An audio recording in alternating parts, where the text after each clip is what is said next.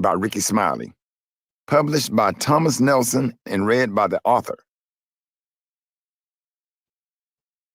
To every mother and father who has lost a child, I love you with all my heart. I respect you, and I'm praying for you. Introduction. That Sunday. No one ever told me that grief felt so much like fear. C.S. Lewis. She had just talked to him that morning. Have you heard from Brandon? I asked my mother. She'd been trying to schedule a sit-down between me and my son for a while. We were estranged, and I hadn't seen him in 2 years. His lifestyle and the anguish his addiction caused me and his siblings required me to put some distance between us. But I always thought we'd eventually figure it out, come to some kind of understanding. Yeah, I talked to him. He's going to church with me this morning, Mama said. This was comforting. Brandon's recovery had been a long and winding road for him, for everyone. We finally planned a meeting that upcoming week to maybe hopefully patch some things up again, come to an understanding. I truly believed his recent baptism was a sign that he wanted something different, something more for his life than the ups and downs drugs provided. And that's what I wanted for him, more than he probably knew, more than even I knew. But on Sunday, January the 29th, 2023, as I stood in the living room of my Dallas condo, just 10 minutes after hanging up with my mother, I got the worst phone call of my life. Brandon has OD'd, his girlfriend said between her sobs. They just rushed him to the hospital. I said the only thing I knew to say, what I always say, everything's gonna be all right, just calm down, he'll be fine. Then I went into dad mode. I called my mom back and told her to get to the University of Alabama hospital as soon as possible. I called my daughter and told her to go there too. Called my assistant and asked her to get me on the next flight to Birmingham, my hometown. Fielded another call from Brandon's sister as I started packing to leave. Yes, I know about it. Everything's gonna be fine. I really thought it would be. I don't know why I thought that. Maybe it was mostly hope. And then as I stood in the same spot I had been standing earlier, my phone rang. It was Brandon's sister again and her mother, my ex. They were sobbing. Tell me what's happening, I said. More crying. Then those words. Brandon died. I'm pretty sure my heart stopped beating, if only for a second or two. I had seen and felt a lot of things in my life, but I had never felt the kind of sickness in my stomach that I did that day. The room started to spin. I thought I was going to faint. I have to pull it together. For them, for everyone. So I didn't faint. I turned back to dad mode. I called my mother back. Where are you? I asked. I'm at the hospital, outside. Okay, listen. He didn't make it. I'm on my way home, taking the first flight I can get out of DFW. Tears. Then I called my son Malik, who was a senior at Alabama State University in Montgomery. I said, hey, listen to me carefully. I need you to get in your truck and go straight home right now, okay? We have an emergency. Brandon OD'd and he didn't make it. Go straight home. Do you understand? Silence. Then, yes, sir. Then I called both of my daughters, Erin, who was in Waco, and DeEssence, who was already at the hospital. Hey, try to be careful going into the hospital. I told DeEssence to go to the emergency room where Mama is, but I need you to know that Brandon didn't make it. Tears and more tears.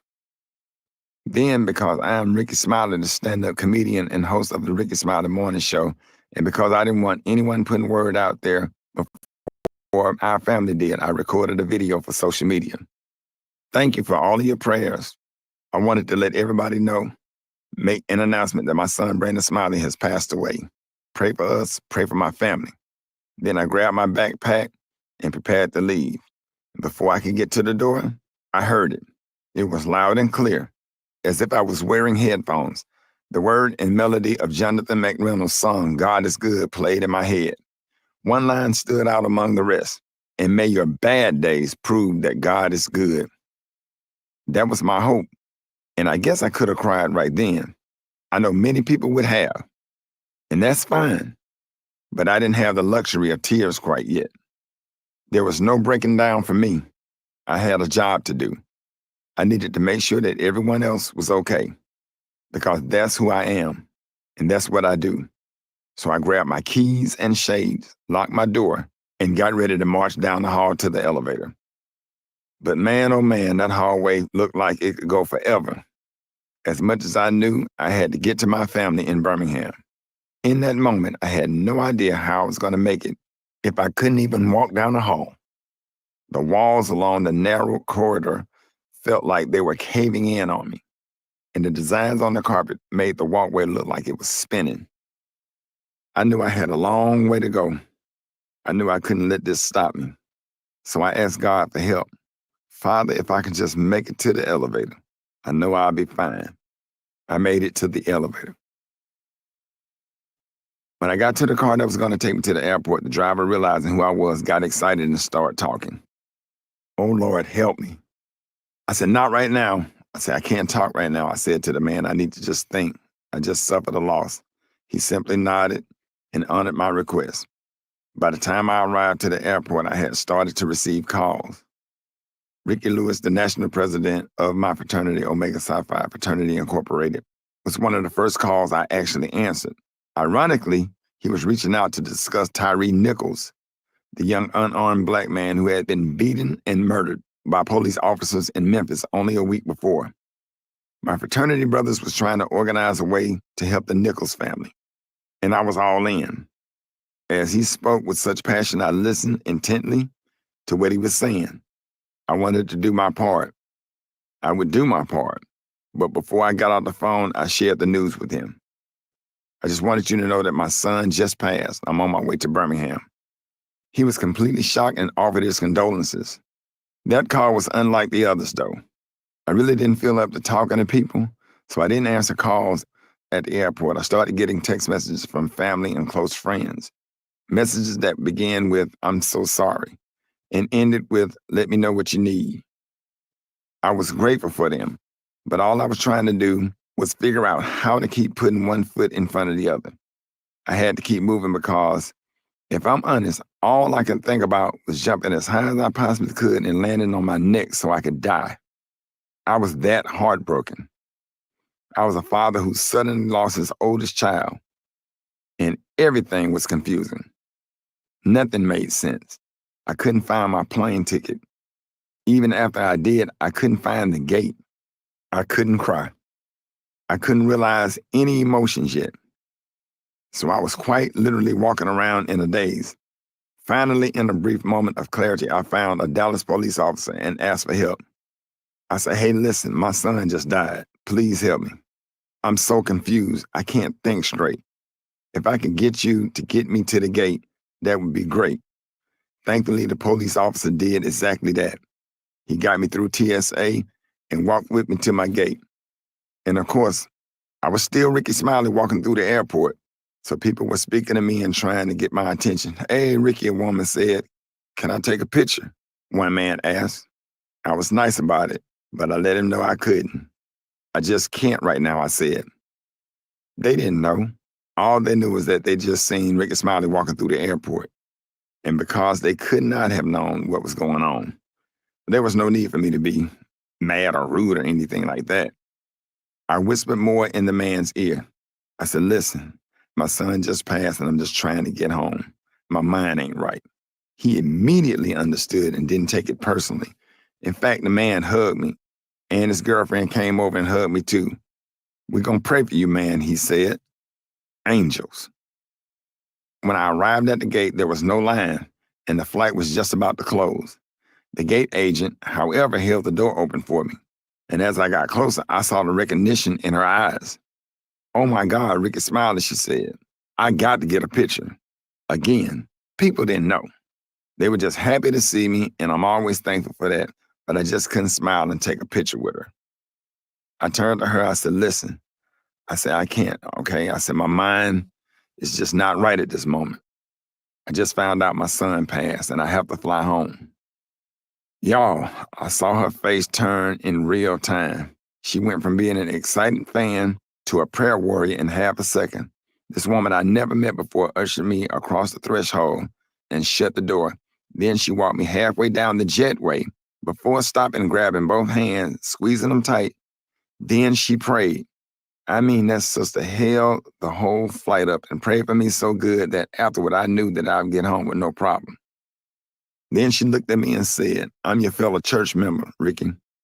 Come to find out, she attended the same church I did in Dallas, Friendship West Baptist Church, where Dr. Frederick Douglass Haynes is our pastor. As I said, I had no idea who that lady was. If she walked up to me today, I would have a hard time recognizing her because that's how messed up I was that day. All I remember is that when the angel of a police officer dropped me off at the gate, she picked up where he left off. Another angel. And God wasn't done. When I got on the plane, the first seat was available. Now, if you ever flown Southwest Airlines, you know good and well that if you are the last one to walk on a sold-out flight, it's highly likely that you're going to be seated in the back where the chairs don't recline, and the scent of a not-so-fresh bathroom will be with you the entire time. Thank God that wasn't my portion that day. It really did seem God was positioning people every step of the way to ensure that in my mental and emotional state, I got home to my people, and that included while I was in the first seat on the plane. When I sat down, I finally tried to take it all in. I kept reminding myself of the song that showed up in my brain and heart hours earlier. May my bad days prove that God is still good. That's when someone tapped me on the shoulder. He was a black man, maybe in his late 60s or early 70s. I can't tell with us sometimes. "Hey, Rickey Smiley, I listen to your show every morning," he said. I turned halfway around and shook his hand and said, "Thank you." Then we took off, and as soon as we were in the air, the plane started jerking and bouncing all around the sky. The weather was real bad, cloudy and windy, but I wasn't afraid of the turbulence.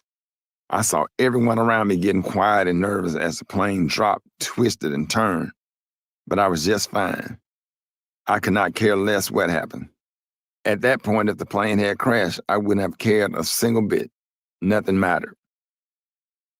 When we finally reached an altitude where the weather smoothed out, the man behind me tapped me on the shoulder again. This time, he was showing me his phone. He said, "Man, I just went to a family reunion," he said. "I ain't seen my brothers and sisters for years." I took his phone and scrolled through the photos. The images were nice. Family laughing and smiling. I listened as he shared all of the fun he had and the shenanigans that happened at the reunion. His excitement was infectious. The light in his eyes as he walked me through each picture held me captive in a good way. We talked the entire flight. I never told the man what I was going through. I didn't share with him that my son died. I just received his kindness. He kept my mind occupied. Another angel. When the wheels of the plane finally hit the tarmac at Birmingham Shuttlesworth International, I turned my phone back on. Whatever brief rest that conversation in the sky gave me was over. Reality hit me again. Brandon was still gone, and I easily had over 200 text messages reminding me of that. The video I posted before had gone viral. "Hey, Rickey, sorry for your loss. Brother, let me know what you need. I'm here. Oh man, I can't believe this. My condolences." I couldn't respond to anyone. When I walked off the plane, it was clear that the tone had shifted on the ground too. Whereas the news haven't made it to the people I met at the Dallas airport, it has certainly reached folks in Birmingham. "Hey, Rickey, man, I'm so sorry. I heard from many people as I moved through the terminal. If there's one thing I know for sure, Birmingham don't play about me. I am a son of the city. They not only know me, they also knew my son. So I could feel the love and support as I made my way through the airport and out to the car where all three of my uncles waited. I told them I had no baggage, just a backpack. So they waited for me by the car on the upper level. These are my dad's brother. Uncle Bruh, that's Eugene, Uncle Shug, Bandy, and the baby, Uncle Bruce, Anthony. Every last one of them with the last name Smiley. Every last one of them greeted me with tears in their eyes. When we got in the car, I quickly turned the radio to 98.7 KISS to try to lighten the mood. I did what I always did and let them know that everything would be all right eventually. I said, come on, y'all, we're going to be okay. We're fine. We're going to be fine, I said. I didn't want them to cry. I mean, I hadn't cried yet, and I'll share more about why later on. But in that moment, things that was holding me together were the songs that kept me grounded, like Jonathan McReynolds, and the poems like Invictus, which I learned while pledging Omega Psi Phi. Out of the night that covers me, black as a pit from pole to pole, I think whatever gods may be for my unconquerable soul. In the fell clutch of circumstance, I have not winced or cried aloud, but under the bludgeoning of chance, my head was bloody but unbowed. I was pulling from everything I knew, including the shield of Omega Psi Phi, to get my strength. So it makes sense that those words played over and over in my head to make it through the day and the days to come. I had to view this tragedy like just another pledge process where I needed to learn the lessons so I could cross whatever lay ahead for me and my family. I was mostly quiet in the car for the remainder of the ride to my Birmingham house. As soon as we pulled up, I saw Miss Pat standing in the window. She is someone who had been a part of my family for what seems like forever. I not only went to church with her for the longest time, but Miss Pat helped me raise my kids and grandson. As soon as I walked through the door, I saw her tears. I said, "You okay, Miss Pat?" I said, "It's going to be okay." Because again, who I am, it's my job to make sure that everyone is okay. Since it was Sunday, I'm smack in the middle of the NFL playoffs. So I turned the game on once I got settled and people started to show up. I could feel everyone's emotions right on the surface. So I tried to make it so that the atmosphere wasn't heavy and raw. My neighbor brought over some food. A classmate Tex, Desi, brought over some food. There was a bunch of people there, just close family and friends. I was grateful for the privacy Minnie gave me when I first arrived back in Birmingham because honestly, I was a mess on the inside and I knew that I wouldn't remotely feel like myself until I saw my other son. Malik walked through the door. When he finally did, there was one thought across my mind. This is the only son that I have left. So why am I starting here? Why am I opening this book with the most devastating thing that has ever happened to me in my entire life? Well, because it's the most devastating thing that's ever happened to me in my entire life. The death of my son marks the point when everything changed. When you lose a child, you are not the same. Don't let anybody tell you different. You are inducted to a special club that no one wants to be in.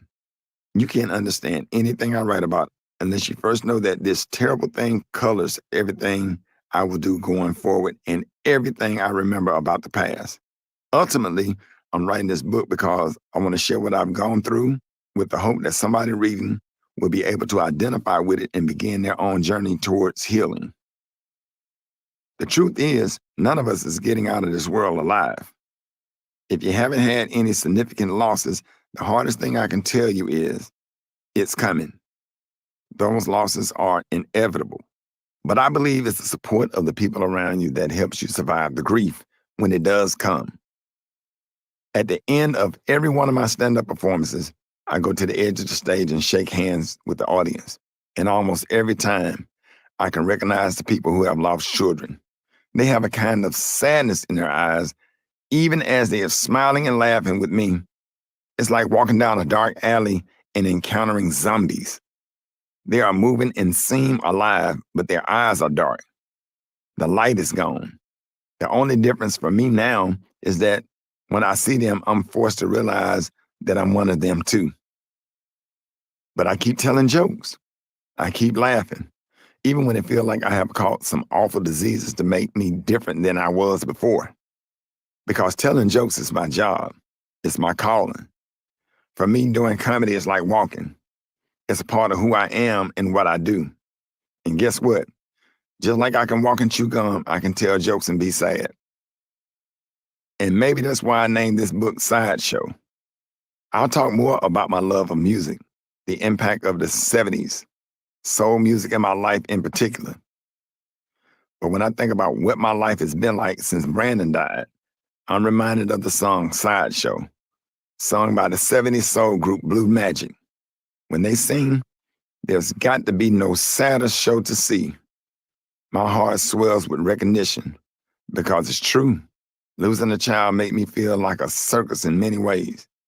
The kind of circus where all the laughter and entertainment is up front. But if someone is even remotely discerning, they'll see the weariness in the eyes of that trapeze artist or the exhaustion on the face of the clown. Because of what I do, I'm called to perform all the time. I'm called on to laugh and bring joy. But I suspect that if folks really look closely, they'll see something else. They'll see the pain of my loss right on the surface, the tears waiting to fall, like Smokey Robinson and the Miracles sang in their hit song, The Tears of a Clown. Now, if there's a smile on my face, it's only they're trying to fool the public. But I still do it. I still show up on stage, no matter what, because I really do believe that laughter is medicine.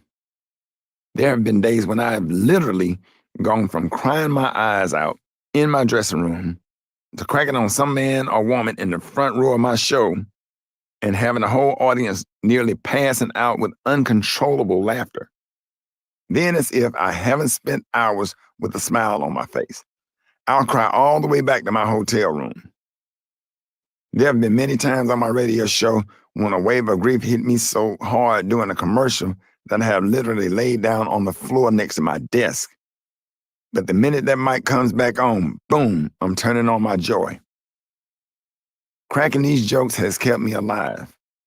It was and is a kind of therapy for me. It has kept my mind occupied. This is my life now. So if I can drop even just a few nuggets to you about how you can manage your grief, because no, it never goes away, then that's what I want to do in these pages. Consider this book your permission slip to put both your pride and religion aside and go get therapy. That's what I had to do. God created therapists just the same as he created doctors. If your ankle was broken, you go to the doctor. So why wouldn't you go when your mind is hurting? I know there are people out there listening to the Rickey Smiley Morning Show who have lost their children. They are counting on my jokes to get them through their day. I had my son for 32 years, but there's someone out there who only had hers for 17. That's motivation enough for me. If I don't keep going for me, I'm going to try to keep going for them. And it's not just about those who are grieving the loss of a child. I also tell jokes for the person on their way to dialysis, for that person who is getting chemotherapy. If anything, Brandon's death have taught me that it's not about me. It can't be all about me. I must continue to keep going so I can heal, yes, but also that I can fulfill my purpose. In short, I got an extra grind. More than ever, I feel like I must go out into the world and make it happen. Success, more joy, helping others. I feel compelled to do it, not just for me, but for Brandon. My son was a performer as well. He was following in my footsteps and becoming a professional comedian. And now that he's gone, when I'm on stage, I find that I'm doing it for me and him. It's personal. For the longest time, I used to say I only wanted to make my grandparents proud. I believe I did that. They were overjoyed when they saw me on BET's Comic View every night. I knew exactly what it meant to see their grandbaby doing all I was doing, especially since their son, my father, died of his own addiction before seeing his dreams come true. But for now, my grandparents have long been in glory, and I'm doing this for Brandon. I'm funnier now than I've ever been because of my acts. My purpose has shifted. I walk on stage with a whole different approach. I know my boy don't want me sitting around stressed, depressed, and worried. In so many ways, he let me know that he's in a better place and that he's not suffering anymore. And because I know he is at peace, I can be also. Here's to making you proud, son. Let the sideshow begin. Part 1, I am a son. Honor your mother and your father, that your days may be long in the land that the Lord your God is giving you. Exodus 20th chapter, 12th verse. Chapter 1, holding back the tears. Love recognizes no barriers. It jumps hurdles, leaps fences, penetrates walls to arrive at its destination full of hope. Maya Angelou. It took me a while to connect the dots, but there's a reason I couldn't immediately cry when I learned my son had passed.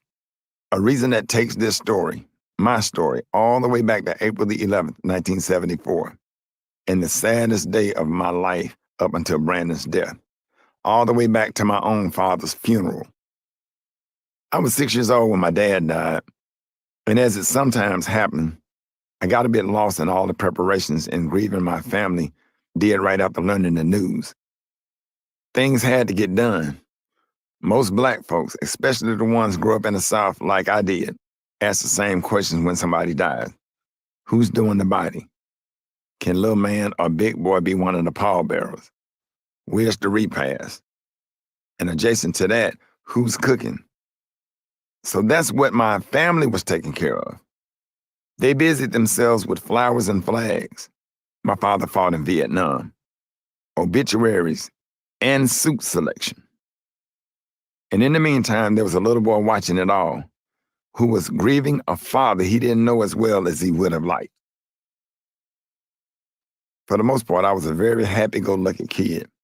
I liked to have fun, to laugh. Clearly, that hasn't changed much. But more than anything, I found so much comfort in being around my grandparents on both sides. They all practically raised me for several reasons, including the loss of my dad and my mother's own struggle with addiction during my teen years. My grandparents became more like my parents, and my great-grandparents were more like grandparents. I was their son, and because of them, I had a foundation that was so doggone solid. It's unbelievable to think about at times. The story of my grandparents is such an interesting one. As God would have it, both sets of grandparents ended up being neighbors on the same street in Birmingham. On my father's side, my granddaddy and grandmama crossed paths at Parker High School, with their love story kicking off soon after granddaddy graduated. On my mother's side, my grandma, though raised in Birmingham, was originally from Columbus, Georgia, where she was only able to complete a 5th grade education, but still drove home the importance of me, giving me schooling. I had a family who didn't just get together every now and again, but who stuck with each other through some wild things and did the best they could. In doing so, they built a community where children, cousins, friends, and godchildren floated in and out of homes knowing that there were adults who believed that love meant taking care of one another. My grandparents were truly the heart and soul of my life growing up and gave me the best of everything they had. They weren't rich, not materially anyway. My grandmother worked at the airport and my granddad worked many different jobs throughout his life. They had a brick home in a nice neighborhood, but there still weren't a lot of extras. Whatever they may have lacked financially, though, they were filthy rich in love and compassion, and they spared no expense when it came to loving me. In hindsight, I realized the greatest gift my grandparents ever gave me was their presence. They were always available. Whenever I found myself going to grandma's, on my mom's side house, or my dad's parents' house, there was never a time when there wasn't a clean room, good food, and lots of love available. They also provided much of the discipline and structure of a Black boy growing up in Alabama in 1970s and 80s needed. This isn't to say that my mom wasn't there. She was always physical presence, even if there were times in the latter part of my childhood when she couldn't be an emotional one. When my sister and I were really young, our relationship with our mother was so strong. I will always credit her for giving me something that would define the rest of my life: music and stage. I am a musically driven comedian and performer because of her. Mama loved music. I mean, she loved it. And from the time I could walk, she took me to nearly every one of her favorite concerts. I'll never forget the time I went to see James Brown in concert. I couldn't have been more than 7 years old. They had a best dress contest going on, and there I was standing next to this other little boy sitting on my row, both of us dressed like little men. I had on a white suit, a light blue shirt, and a white bow tie. The same thing I had worn to my dad's funeral less than a year before. My hair was styled in the cleanest afro blowout. When they called the contestants up to the stage, The crowd went wild when they saw these two mannish little boys. You know black folks love to see a baby dressed to impress. Ooh, baby boy, you look good. You sharp as a tack. You clean, little man. Cleaner than the board of hell. I could hear all the praise from the stage, and it made my heart grow so big in my little chest. There was a lot of grown people primping and posing on the stage too. They all looked good in their bell-bottom suits, afros, and hats. But when they let the audience of 5,000 people in the Boutwell Auditorium decide the winner of the contest, the response was overwhelmingly in favor of me and the other little boy. Faces greasy, smiling wide. We both won $100, and we were taken backstage to meet Ben E. King from the Drifters, who opened the show with that hit song, Supernatural Thing. Yeah, I'll never forget it. And of course, the godfather of soul himself, James Brown. You must understand what it meant for a little black boy like me to meet one of the most prolific black artists of the day, a man who sang "Say It Loud, I'm Black and I'm Proud," and made us believe that was true. James Brown was a black man like me who came from the South, born in South Carolina and raised in Augusta, Georgia, and who got out of the mud, as these young folks like to say nowadays. I was in awe. The award money was also a huge unexpected blessing for us as a family. Mama took it and bought much needed dresses for me and my sister, plus a big yellow Tonka truck for me. I played and played with that truck so much that year. It was a prize I treasured. No matter what was going on, death and the grief that followed, our family knew how to keep on living. I was going to get all the things I needed from the various people who could provide them. Mama made sure I had music, art, and passion in my life. My grandparents made sure I had the foundation of faith and discipline. My dad, well, that's a more complicated story. When people ask me about my relationship with my dad to try to figure out what shaped me, it sounds harsh to say that his death impacted me more than anything he ever did in his life. But that's the truth. That's not to say I didn't love him, because I did, in the way all little boys love their fathers. It's more because I didn't know him. My dad left for Vietnam shortly after I was born, and that experience changed him and the trajectory of our relationship forever. He saw some horrifying stuff over there, friends getting killed, dropping napalm, all the things you read about or watch in the movies. My Uncle Herbert, my mom's brother who left for Nam with my dad, once shared with me how hard and gruesome the experience was, and I never forgot the images he painted. Vietnam was also where Dad's struggle with drugs started. I guess he made what he and other soldiers were seeing easier to deal with, easier to survive, then add to the trauma of war, having to return to the United States and still be confronted with what it meant to be a black man from the South in this country. And yeah, I absolutely understand how he can never be the same. The thing is, everyone in my life had an image of my father from before the war except me. He was a man loved deeply, a man who had moved with a kind of freedom and swag that drew people to him. But that's not who he was when he returned. So that's not who I knew. After the war, he came back to Birmingham briefly before moving to New York. I'm not sure if it was the bad memories or the ghosts he thought would always chase him down, the ones he tried to extinguish with drugs and alcohol. But my dad rarely returned home to the South. The memories of him that I can recall, the ones that loom large for me, are the times when I talked to him on the phone long distance. The very last time I spoke to my father, I was sitting in the hallway of my grandmother's house. I pulled the long cord of the phone there so I could listen and savor every word he said. My grandmother was on the other end of the line in the kitchen, so my dad could talk to us both at the same time. "I know you're gonna look out for him," my dad said to her. "Yeah, you know I will. Don't worry about Ricky. He'll be just fine." A few weeks later, my father was dead. What does it mean to know your father but not have his presence? If I'm honest, I'm not sure. I know for some people it's absolutely devastating. The absence of a father can send them to a dark place. It can ultimately lead to an emotional trauma and sometimes manifest in various forms of acting out or coping mechanisms. For many, having a father who is just not physically present, but also emotionally and spiritually supportive is important to their development. Growing up without the guidance of a father leaves a mark, causing them to feel abandoned. Ironically, though, I can't say the lack of my father's presence was all that detrimental for me. I'm sure this might surprise some, given the common and often false narrative surrounding absent fathers, particularly in the Black community. But I attribute my resilience to the role played by my village.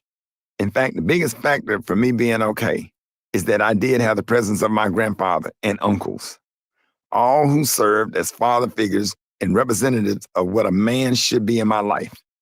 My grandfathers and uncles didn't just fill the void left by my father, they actively participated in my upbringing, imparting wisdom and shaping my understanding of masculinity and responsibility. They took me on adventures, showed me things, and shared their knowledge about the world. For better or worse, they taught me about women. They taught me how to move through the world and instilled in me values that continue to guide my actions and decisions. Their presence meant I didn't necessarily feel many negative effects of my father's absence. My family stood in the gap for me. There could have been lack. There could have been feelings of abandonment. There could have been lots of pain. But instead, there was love. There was discipline. There was guidance. And I'm grateful for it all. It's so important that we do that for our family members, for the people we love, standing in the gap, being present and willing to meet a need when there's one. That's what community does. Also teaches us to show compassion and empathy for all people, whether they are close to us or not, who may not have the same circumstances as we do. I'm certain that one of our greatest callings is to be the ones who stand in the gap for who's suffering, for those who have experienced loss, for those in pain. That said, I realize my own desire to be present in my children's lives may have been influenced by what I experienced with my father. I don't think anyone can deny that I'm an engaged father. When I can, and clearly when the relationship has not become too toxic to continue, I always want to be the source of guidance, support, and unwavering love. I'm not interested in my children just knowing me. That's not good enough. I want to be present in their lives. I don't want to just have the occasional phone call or just be the one who buys them things. I want to be part of their lives if I can. I want to have an open communication with them and create a safe space for vulnerability. This is true from my oldest to my youngest. I do think some of the reasons why Brandon and I bumped heads so much has everything to do with me wanting to be present in his life. I wanted to know what was going on with him. I asked him questions. I took him everywhere. I exposed him to a way of life that was successful. My professional and financial wins were in a way his too, and different from what some of his friends might have known growing up in Atlanta, where he spent the first half of his childhood with his mom and stepdad, in Alabama, where he spent the latter half when he came to live with me. I let him know and see and experience things so he would understand what kind of wonderful life was possible for him if he lived right. So now I guess the same way I wonder about what it means to know your father, but not have his presence. I also wonder if it's possible to be present for it and yet still not know your child, at least in the ways that you long to know them.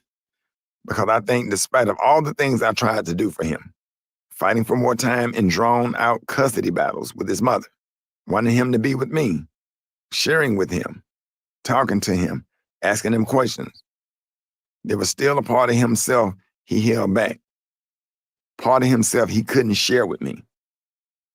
Maybe it was because he knew I stood on the side of up and up and straight and narrow. I never believed the person had to drink and smoke and do whatever the crowd was doing to fit in and be successful.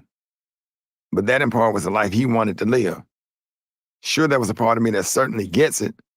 I was young once. I wanted to party with my friends and hang out. But there was something in me that drew the line, not just for myself, but later for my children. I think And once Brandon saw the line I've drawn, he just wasn't willing or able, once addiction set in, to cross over to my side in order to increase the connection between us.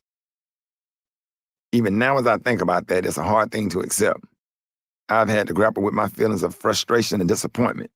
I've certainly questioned whether there was more I could have done to bridge the gap between us. This healing process involves accepting the limitations of my role as a father. While I can provide guidance and support, I couldn't force my son to conform to my expectations or beliefs. His journey was his own, shaped by his experiences, values, and aspirations. As much as I desired a deeper connection with him, I had to acknowledge and accept that he was going to make whatever choices he needed to as the adult he was. He was grown. Yes, you always have your regrets in life, but there are also parts of you that must accept that you did all that you could with what you knew. And that's enough. You do your best and pray God does the rest. In our case, the healing Brandon needed and wanted just happened to be available on the other side of glory. It's evident to me how much sitting in the funeral of my father and all those years ago changed my life, but prepared me for what was to come many years later. But maybe not exactly the way many would think. Yes, I was a little boy who lost his father, a father he barely gotten to know, a father whose demons from the war and battle with addiction that made his life a rocky existence at best. But what changed me the most was watching the people in my life who gave me the most stability, who were truly my rocks, completely break down in a way scared me. My grandparents lost it at the funeral of their son, and I hardly ever seen them cry before. I watched in a kind of muted terror as I saw the person I loved cave into their grief. I kept my eyes on my grandfather especially, who was walking back and forth handling all the business of the ceremony and making sure everybody else was okay. I remember thinking to myself, Granddad is doing all that walking around, but why isn't he coming to see about me? I know he sees me. And knowing me, I probably said something like that too, because I remember my mama whispering in my ear, "He just real busy right now." And that was it. Eventually, he did sit down next to my grandmother. And then that's when I saw his tears. I was shook after that. It was the first time I felt like my soul left my body as a kid, seeing them suffer that way. And it wasn't just them. It was nearly every family member around me. All the people who made me feel safe, utterly broken. My grandmother, wearing an orange and white dress with a diagonal black stripe, didn't even come to the funeral home to view the body before the ceremony because she couldn't stand to see her son that way. Uncle Shug, who was sitting on the end of the pew near me, Mama, my grandparents, and my great-grandparents, held his head down with his eyes closed. My Aunt Margaret and Uncle Jesse sat on the front row in the middle, and their faces was wet with tears. I watched my Uncle Bruh, my dad's younger brother, sitting on the front row with his Marine uniform, sobbing again. I know now that Uncle Bruh knew a different person than I did. My father, as I'd known him, wasn't the larger-than-life, protective older brother, the one who taught Uncle Bruh all the things that he needed growing up.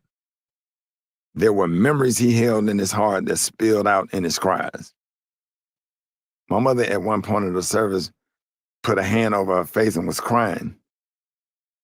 This man she loved, this man she'd grown up with on that same street where their families lived. She was heartbroken, and being a kid, I tried to move her hand from her face, but she wouldn't budge. Seemed to me like she was trying to hide her tears, but I wasn't sure from whom. From me? From the family? From herself? When they called the family up during the service, she took my hand and we walked toward the blue casket. Then someone, I can't remember who, picked me up so I could see my dad better. He'd grown his hair out and was greased, combed to the back. They had an American flag over the bottom half of the casket to honor his military service. And then we went back to our seats. All of this tore me up inside. And like I said, it changed me. Even at 6 years old, I knew right then if I should ever face such a tremendous loss like they did, especially the loss of a child, I would never let my grandchildren and great-grandchildren see me break down like that. I firmly believe in Timothy chapter 5, verse 8, which says, if anyone does not provide for his relatives, especially for members of his household, he has denied the faith and is worse than an unbeliever. Provision is just not about food and cars and clothes. Emotional stability is also a way we can provide for our children.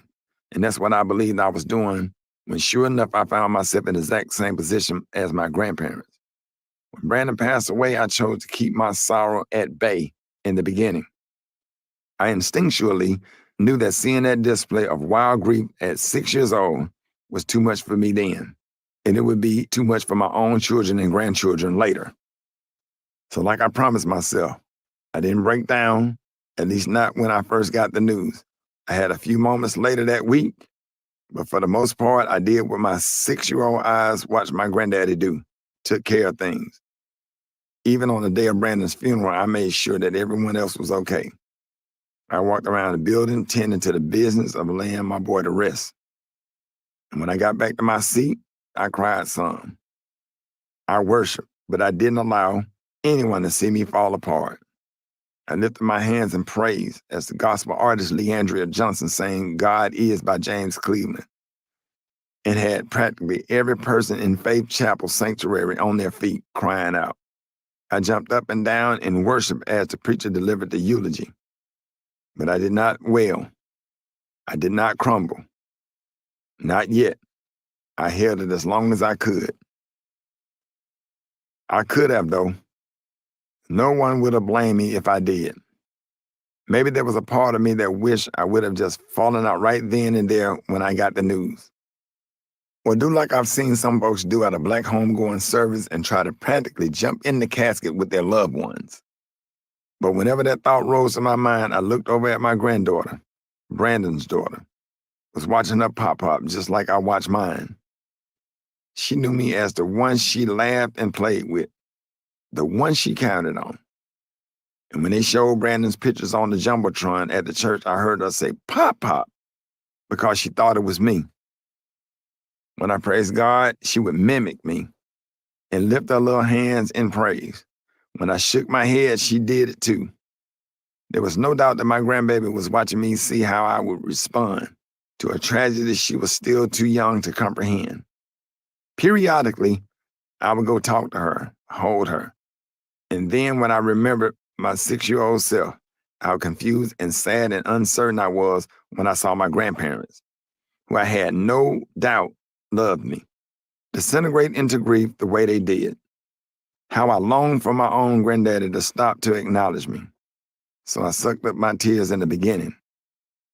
That was the way I knew I could love my grandbaby.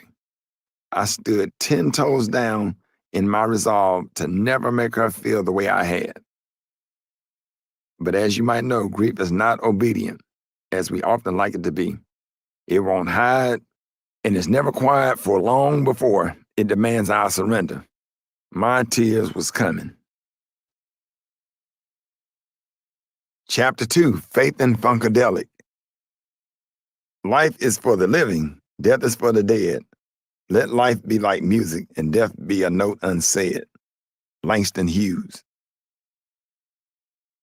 I wasn't lying when I said that music was a huge part of my childhood. Everybody, and I do mean everybody around me, poured music into my life. Plus, growing up in Birmingham meant I was automatically influenced by the convergence of several genres of music: gospel, blues, R&B, country, funk, rock and roll, and later hip hop. Still, my mama was my musical guide. She was kind of like the DJ of my early years, spinning records that was just random melodies, but became the very soundtrack of my whole life. I'm not even sure she realizes it, but she was the one who helped me connect music to the stage by taking me to those concerts as a little kid. She confirmed my desire to perform, and while comedy is where I landed, music is still a thread in anything I do. The night Marvin Gaye took the stage at Rickwood Field is etched in my memory. Dressed in a white shirt, black bow tie, and a crushed velvet green suit, This brother was the epitome of all things black and smooth. The women in the room was losing their minds. The atmosphere was heated. The energy was somehow wild and focused at the same time, with dancers moving sensuously in the background. Marvin performed his hits and took us all the way out. The crowd went crazy, doing songs like How Sweet It Is, Let's Get It On, and one of many moments when music, black music in particular, became part of my DNA. Funkadelic, too, left their mark on me in those early years. My mama, her friends, and I attended one of their concerts, and the experience was nothing short of electrifying. It was standing room only in the venue. The lack of seats contributed to the atmosphere in the room. We were family. This was a community, and yes, there was a grown man on stage wearing a diaper.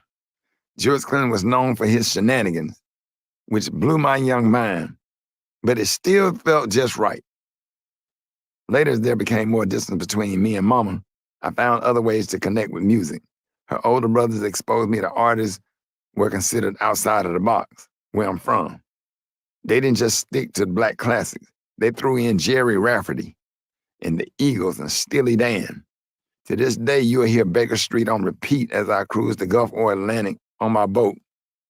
During commercial breaks on the Rickey Smiley Morning Show, you might find me randomly singing Fleetwood Mac's Rhiannon or Elton John's Tiny Dancer.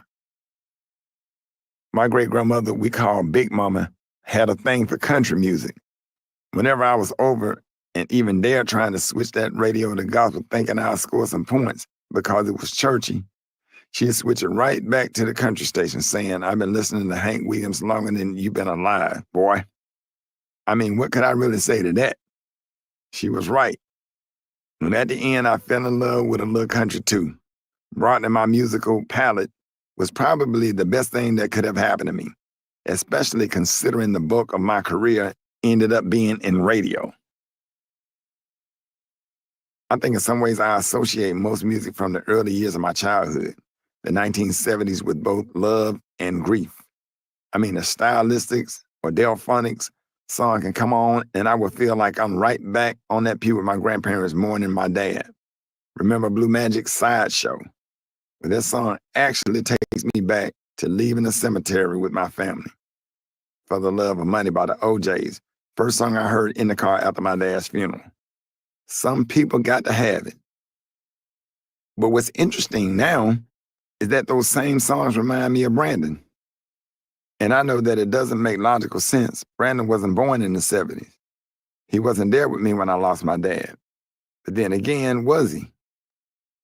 I don't get too caught up all in the ancestry, generational talk, not because I don't believe it, but because I don't understand a lot of it. But I cannot deny that there was a strong connection in my body when I hear a song from that era. I cannot deny that this connection seems to link backward to my dad and forward to my son.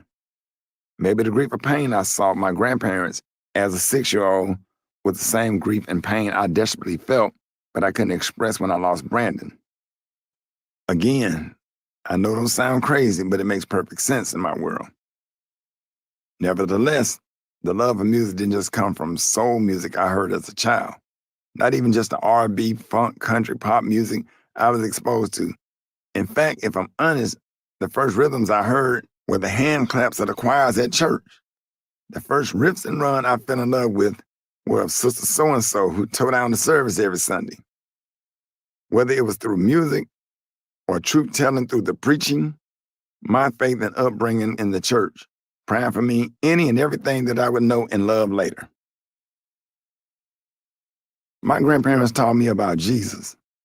They took me to church, read the Bible to me, made sure I understood that I could not get very far in life without faith in the other one who created me, the one that would carry me through the great, good, bad, downright ugly of life and living. Because it is, I'm not only a believer, but I hold sacred traditions of the Black church. Yes, I crack jokes about what goes on there. There would be no Bernie Jenkins character without my having been raised in a Black church in the South. But my comedy ain't never been about mockery or putting down the church. If anything, it highlights the humanity of my people who spend every Sunday in the four walls of somebody's church house, holding on to their hope that their lives, individually and collectively, could be better. Now, I'm not going to say I was a perfect little church boy. That would be straight up live from the pits of hell. Anybody who attended New Mount Olive Baptist Church would tell you, I was just your typical little boy, trying my best to do right, but falling into mischief every now and again, especially in Sunday school. Listen, my Sunday school teacher, Sister Hattie Freeman, played no games with little Ricky. Nevertheless, she was still a guiding presence for me. It was those Sunday school lessons that led me to confess my acceptance of Jesus, my Lord and Savior, at 7 years old and ultimately get baptized. The absence of a baptismal pool at our church meant that we had to go to a sister church for the ceremony. I'll never forget standing in the pool at Groveland Missionary Baptist Church on a Wednesday night, about to get dunked like a human French fry. Well, this is a whole new level of church experience, I thought. Maybe it's cliche to say I came up from being submerged in water a different person, but it was true. Even as a kid, I knew the significance of choosing to walk in faith. I was so happy that evening, even happier when my grandparents and mama treated me to ice cream after the baptism service. After Sunday school, the whole church would pile into the sanctuary to hear a powerful sermon by Pastor Edward Gardner.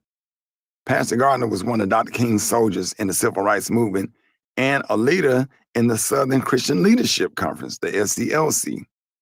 He knew how to bring the church down with the word. Yes, but he also made no bones about the fact that being part of our church meant not only aligning ourselves with Christ, but also with the ongoing fight for justice. Hence why most people in our congregation held active memberships in the SCLC and the NAACP. Regardless of maybe because of that duality of spiritual food and social responsibility, the church was in the place where the light lived for me as a kid. And I mean that in every way.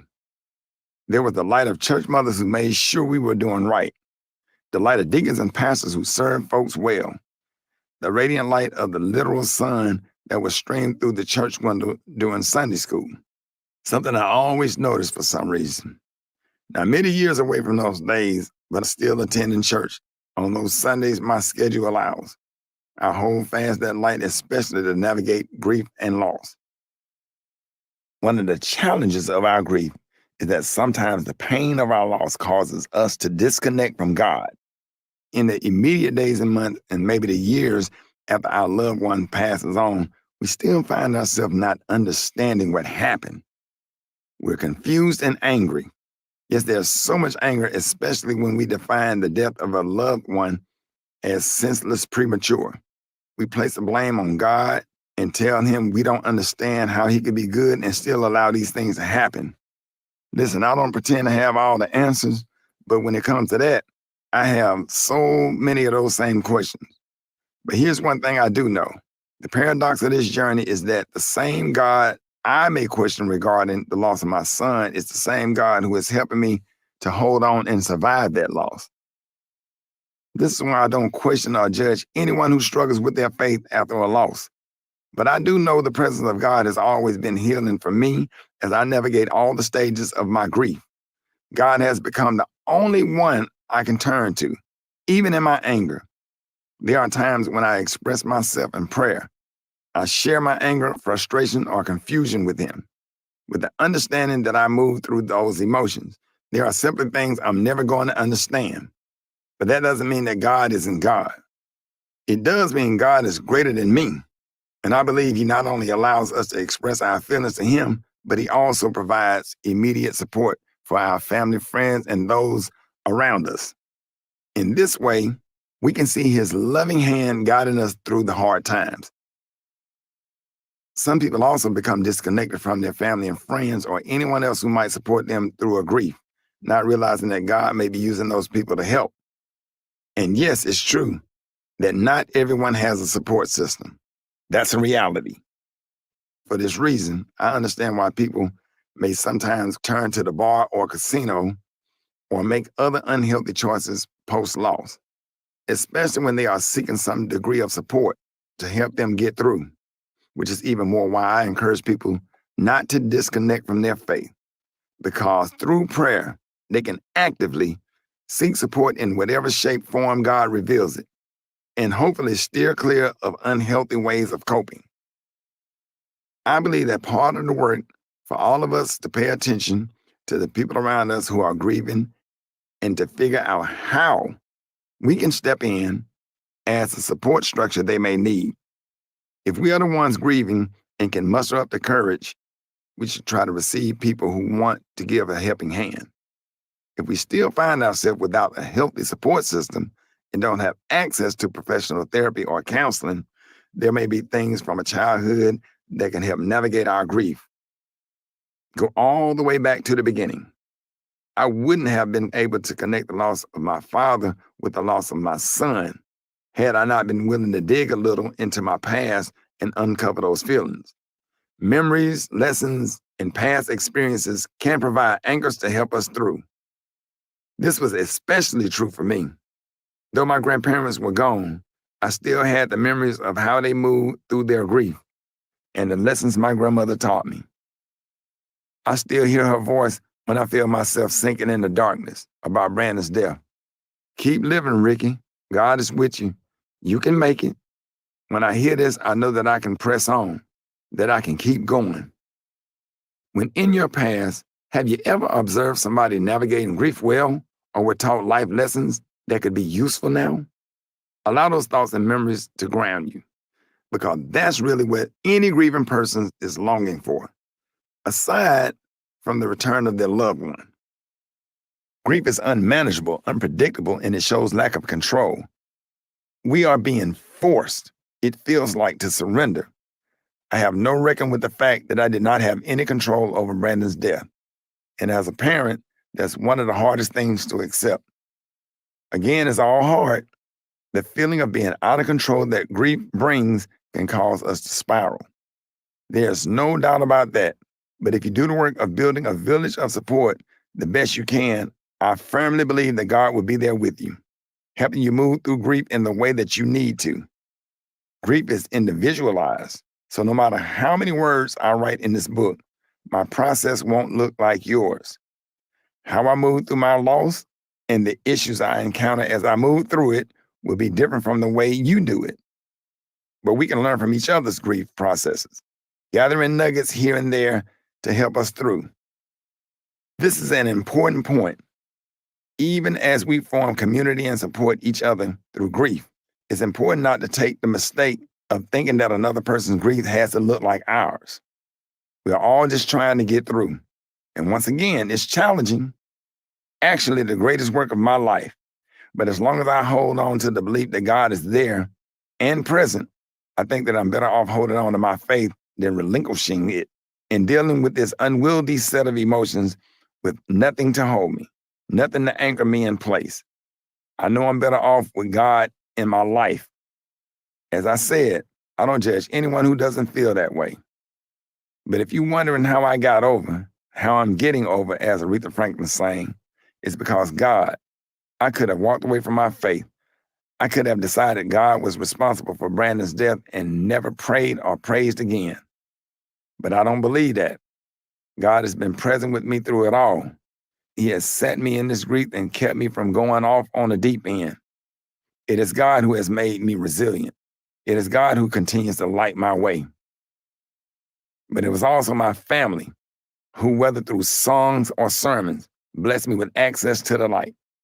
The 5 great-grandparents I was fortunate enough to meet brought me to it, and they still hunt my dreams in a good way. Their love is still present. Only there is one more among them, Brandon. I suppose they all, including my son, are passing the aux cord of wisdom and healing now. I just hope that I can hear the music. Chapter 3, Roasting and Repair. We can be and be better, for they existed. Maya Angelou. There was nothing spectacular about my early years in school, when I went to Enter Stewart Doopy Elementary on 14th Avenue and then North Roebuck Elementary on Red Lane Road, I pretty much did what I was supposed to do. I often wonder if the reason I don't remember much about that time because I lost my dad when I was in the first grade. I can't say for sure, but it's something I thought about. I also imagined that my home life was so rich with love and activity that I never really considered school a thing to love or hate. It simply was what it was. I didn't get into too much trouble early on, but those years passed quickly. The shift came around the fifth grade, about the same time most children enter adolescence and start trying to figure out who their friends are and how they want to show up in the world. During this time, I was attentive to my schoolwork, as I probably should have been. I was, however, figuring out how much I loved to laugh. I wasn't quite the jokester yet. There were other kids I ran with who were funnier than me. I was the laugher. I would crack up laughing at any and everything, and my loud and silliness alone would get other folks going. But by the sixth grade, the comedian in me was born. My friends and I loved to roast each other. It never failed that by the end of the school day, we ended up laughing until we almost passed out at some crazy, your mama sold jokes. Them dozens got played every day. You want to know who was the greatest comedian with the best roast in my sixth grade classroom? Our teacher, Miss Avery. This woman was mean and funny as hell. That's why we called her Mean Funny. She could roast a kid and make us all lose it. That's why your mammy didn't give birth to you. She bought you, little boy. She'll say that to some kid who was acting out. The class would be completely wiped out with laughing. Hey, come here. What made you get up and then comb your hair? Take your tail in there and go and comb your hair. Don't come back in here without your hair combed. I promise you, my 11-year-old self laughed so hard, tears flowed down my face. It was the first time that it ever happened to me. And I was so confused. I am laughing so hard, I'm crying. Clearly, a teacher couldn't get away with this nowadays. We know a bit more about the way children internalize hurtful words and how it impacts them. Parents are more sensitive and aware when it comes to how children are treated. But honestly, I don't blame Miss Avery one bit for coming for us. She was a good teacher who cared about every single one of us. But we also were a mess most of the time. And I'm sure we drove her up the wall most days. There was 2 sixth grade classes in our school. One was the honors classroom with all high test scores and good study habits. And there was us. We were the hoodlums. And they put the hoodlums with the teacher who knew how to get us to learn. That's all that really mattered. So it probably made all the sense in the world at that time for her to get down to our level of a preteen boy or girl who just recently learned how to be slick in the mouth and tell them about themselves. I bet they didn't try whatever it was they did again. And there are only so many funky armpits and unkept ponytails and afros a person could take. At the end of the term, our test scores came back higher than they had ever been. Sure, she cussed us out. Yes, she dared us to go tell our mamas what she said about us. Your mama ain't gonna do a damn thing. But she also made learning fun. Her roasting us and us roasting each other also made me think that being funny was a thing I could do. And best believe I carried those roasting skills and my high laugh right on to summer school. Because Lord have mercy, little Ricky was still not doing his work. Everybody got roasted in summer school and afterwards, and we would all end up at the neighborhood park. The roast got hotter. These guys was really funny. And I'm sure people heard my big laugh all the way down the block. There was one older guy I grew up with who played the organ at church. But if you were ever shooting basketball with him, Derek would roast you within an inch of your life. A church musician and funny, man, I idolized this dude. Watching him, I knew I could be exactly who I ended up being. A musically inclined comedian who knows God. Ain't none of that a contradiction either. The one thing I'll always be grateful for is how God did not allow all the grief I've experienced in my life to take me off track of my purpose. I never stopped loving music. My love of music only amplified after I lost my father. I never stopped telling jokes and being a comedian. The loss of my grandparents and great-grandparents one by one over the years only amplified my need and my desire to give the medicine that is laughter. And the loss of my son has not stopped me from knowing and trusting God, though there are days when it seems like it might. When my grandmother and grandfather passed away, it was hard to sit on that front pew at those funerals and not think about them sitting there only decades before burying their son. The images of the pain were etched into my memory. Only I wasn't 6 years old anymore. I was in my 30s, and it was now one of them in the casket. But even when I thought I might sink into the black hole of my grief, it was music and comedy that saved me. When I got the news about my grandmother's passing, I was hosting BET's Comic View, doing a lot of promotional work for the show. I got a phone call as I was getting ready to go on stage with AJ and Free, hosts of BET music video shows 106 in Park. Brandon and my nephew Ron were there with me on the set because they loved traveling with me. After I hung up, I went out to the stage and did my thing. I used the laughter to quell the pain of loss I most certainly felt in my chest. Something similar happened a few years before when my other grandmother, my mom's mom, passed away. I was doing a show in Dothan, Alabama that night. It was the same thing. I got the news and went right on stage and did a whole set. I got the call on my cell phone about my granddaddy dying just before the legendary comedian Martin Lawrence was about to introduce me to perform in a show in New Orleans. And I did what I always did. I sucked it up, went on stage, and performed my butt off. In fact, I had a show in Jackson, Mississippi, the night of my granddaddy's funeral in Alabama. I went to the services and the repast and then jumped in a van and rode all the way to Jackson for the next show. Martin was so cool about all of it. When the news came out that my grandfather, who'd appeared in my reality show, Rickey Smiley for Real, had passed away, Martin Lawrence came down the hall and stuck his head in the door of my dressing room. "Rick, you good?" he asked. Yeah, I'm good, man. Thank you for the opportunity." I respected Martin and his team. He was and is an icon in my eyes. There was no way I was going to let him or my granddaddy down that night. You see, my grandfather would have wanted me to go on stage. His work ethics was strong. He expected that of me. All of them did. When Big Mama, my great-grandmama, passed, my grandmother would not let me come to the funeral because I had an opportunity to open for Bernie Mac and D.L. Hughley in Columbia, South Carolina. "Now, Ricky, go to the funeral home, pay your respects. But Saturday, if I see you in that church at the funeral, it's going to be a problem. You hear me?" I said, "Yes, ma'am." She said, "You go do your show," she continued. "Mama is gone, and she will want you to go and do your show. That's a big opportunity. You do your show and do not come to that funeral." I did exactly what she told me to do. I drove an Oldsmobile Cutlass Supreme to Columbia, South Carolina, and opened for Bernie Mac and D.L. Hughley at the Township Auditorium. I had a job to do. My people didn't believe in sitting around. They believe in getting back to the business of living. I watched them do it all my life. So when it was my turn, that's what came naturally.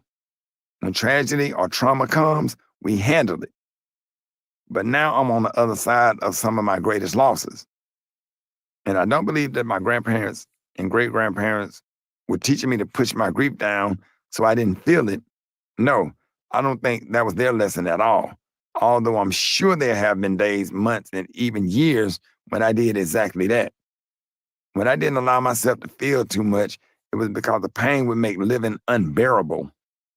That was me missing the point, I think. I was supposed to feel. I certainly get to decide when I would let my emotions overtake me, as I did in the early days after Brandon passed, but feeling them was absolutely necessary. The lesson I think my grandparents were teaching me, the lesson of life that taught me as humans. We are built to be able to hold both grief and joy at the same time. I can cry my eyes out about missing Brandon. Only a few minutes before I hit the stage to tape my stand-up show, and still go out there and make people laugh. And that's okay. The truth is, all of us who are grieving need to take time to feel what we feel. There's only so much numbing that we can do before it begins to rot our insides, leaving us hollow and empty. Sometimes we must surrender to the pain, letting it wash over us like a cleansing rain. Sometimes we must release it, let it out, even when we're not sure how to do that. We can absolutely be strategic about when, where, and how we express our emotions, but at some point, we have to allow ourselves the space to feel. What many people forget, especially Black folks, is that we have been masters of holding both grief and joy simultaneously. We have demonstrated a remarkable resilience in the face of adversity. As a collective, we have both pain and laughter for generations. So we certainly have the capacity to do for ourselves individually. But some of us forgotten that. I think some of us believe that if we are grieving, we should not experience joy. That to honor our lost loved ones, we cannot allow ourselves to be happy at all. We're taught to believe that in the times of mourning, laughter and happiness has no place. But this can be further from the truth. In fact, it's the moments of laughter and joy that we find solace and healing. As a matter of fact, if we're truly trying to heal from the pain of our grief, we're going to have to open ourselves up to joy. We're going to have to find time to feel the gamut of emotions, not just sorrow or rage. I watch people throughout my life, especially my grandparents and great-grandparents, do exactly that. I mean, think about it. When you go to a homegoing service, there's plenty of sorrow to go around. There is an undeniable heaviness that hangs in the air. There might be the great auntie who wants to jump into the casket with the person, as well as the shenanigans that are bound to happen when family gathers. But there's also laughter. There are people sharing stories of the good times when the deceased made them laugh, and lots of love permeating the space even when the grief is present. So when we try to formalize our grief and make it so that we can't feel anything else, it's not honoring. It's not a way of showing respect to the dead. In fact, by clinging to the notion that to laugh in the face of death is somehow disrespectful and dishonorable, we might be narrowing our loved one's legacy, their memory, because we are focused only on the fact that they died and not the fact that they lived. We are disregarding what their life brought to their community and maybe even the world. In the midst of darkness of grief, there can be glimmers of light, a light born from the memories of joy and laughter shared with those we lost. There are so many moments when Brandon and I choose to actively remember. Times when we laughed on the boat or in the car, when he sent me something funny in a text, or we said, "I love you" to each other. Those memories matter just as much as any lesson I might have about the way he died. They matter just as much as my rage and sorrow in his death, if not more. So I honor his memory not just by expressing my grief and anger, but also smiling at the time we were in the kitchen and I was teaching them how to cook a dish we loved. I can't stress enough how it is equally, if not more important, to maintain a balance of emotions as you go through the grief process. Please give yourself permission to laugh. As a comedian, part of what I do is help folks in that regard, because I've witnessed the healing effect of laughter can have on the human spirit. I want to give folks the permission that they may need to laugh, even if it's just for a few hours they're sitting in the auditorium listening to me tell jokes, because I know that the laughter is medicine. I know that laughter will release something in their bodies that will make it easier when they're crying later. I think that's what good memories and laughter do for us. It's more than just a temporary reprieve from the pain. It can be a lifetime if we let it. Joy can make it easier to handle other emotions like anger and frustration when they arise because we have allowed joy to soothe us in the meantime. The ability to hold joy takes the edge off the grief. It might even make the grief not as prickly. It doesn't mean that grief won't rear its ugly head. sometimes at the worst time. It doesn't mean that grief isn't still painful. But if we allow ourselves to laugh or be happy in certain moments, then when grief does come, I like to think it's not as harsh. We know from science that you can grieve to the point that you can literally make your heart stop. There's a study from Rice University about how grief can cause inflammation in the body, which can cause diseases that ultimately can kill you. We've heard the stories of the couples who've been together for 50 years. And when one partner passes away, the other follows soon after.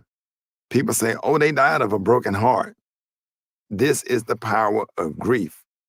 It can overwhelm your body's systems. That's very real, which is why we must allow ourselves to experience a little bit of joy and love so that grief and rage don't fully consume us. I try to be intentional about having joy and laughter in my life. As I mentioned, I can be laughing 1 minute and crying the next, but I'm finally learning how to accept the experience, the full range of emotions available to me. And I encourage you to do the same. You don't have to compartmentalize your grief or your joy. You can allow all of your emotions to flow freely and demand those around you to accept that this is the space you're in for this season. Normalize this way of being emotionally flexible so that you won't find yourself feeling like you must hold on to any one emotion like anger or sadness and ultimately end up hurting yourself or someone else with it. If I never feel and then release a variety of emotions, I know that I can become overwhelmed by the harsher ones. And I know Brandon wouldn't want that for me. Chapter 4, Son of Birmingham. The Lord is close to the brokenhearted and save those who are crushed in the spirit. Psalms 34th chapter, 18th verse. The very first time I hit the stage to do stand-up was November the 13th, 1989. It was a comedy club on Birmingham's Green Springs Highway. The owner, Bruce Ayers, held an open mic night there for me every week with only a couple of rules. You got 5 minutes, he say. You just got to be clean and original, he say. That's all I needed to hear. I took the stage for the first time with just 2 jokes and started my career as a comedian. Was I good? Maybe not. Who can really say? I was young and green, but every week I showed up to the stage, and every week I got better and better. So good, in fact, that after 4 months, Bruce leveled me up. I'm going to put you on a weekend show. Now you're a professional. You're going to be opening for Mark DeShera. So that's what I did. After Mark, I opened for George Wallace and then Carl Strong. And I kept getting better. Then I met this comedian out of Cleveland. He was older than me by 10 years and had already been on the scene for a good while. He wasn't quite a headliner yet, but he was much further along than me when it came to gigs. He knew the business and would offer me great advice and guidance throughout my career. This Cleveland comedian, Steve Harvey, ended up going on to do big things. And I'm grateful that he still gives me great advice and guidance about the business of life. But starting out, it was mostly just me, my jokes, and some terrible anxiety. You see, I might be the son of Birmingham now. People know and respect me now. But back then, I was basically just some 19-year-old black kid trying to make it while folks laugh. Yep, you heard that right. I started out telling jokes to mostly white audiences. Black comedy as we know it now, with a defined audience and space, hadn't exploded yet.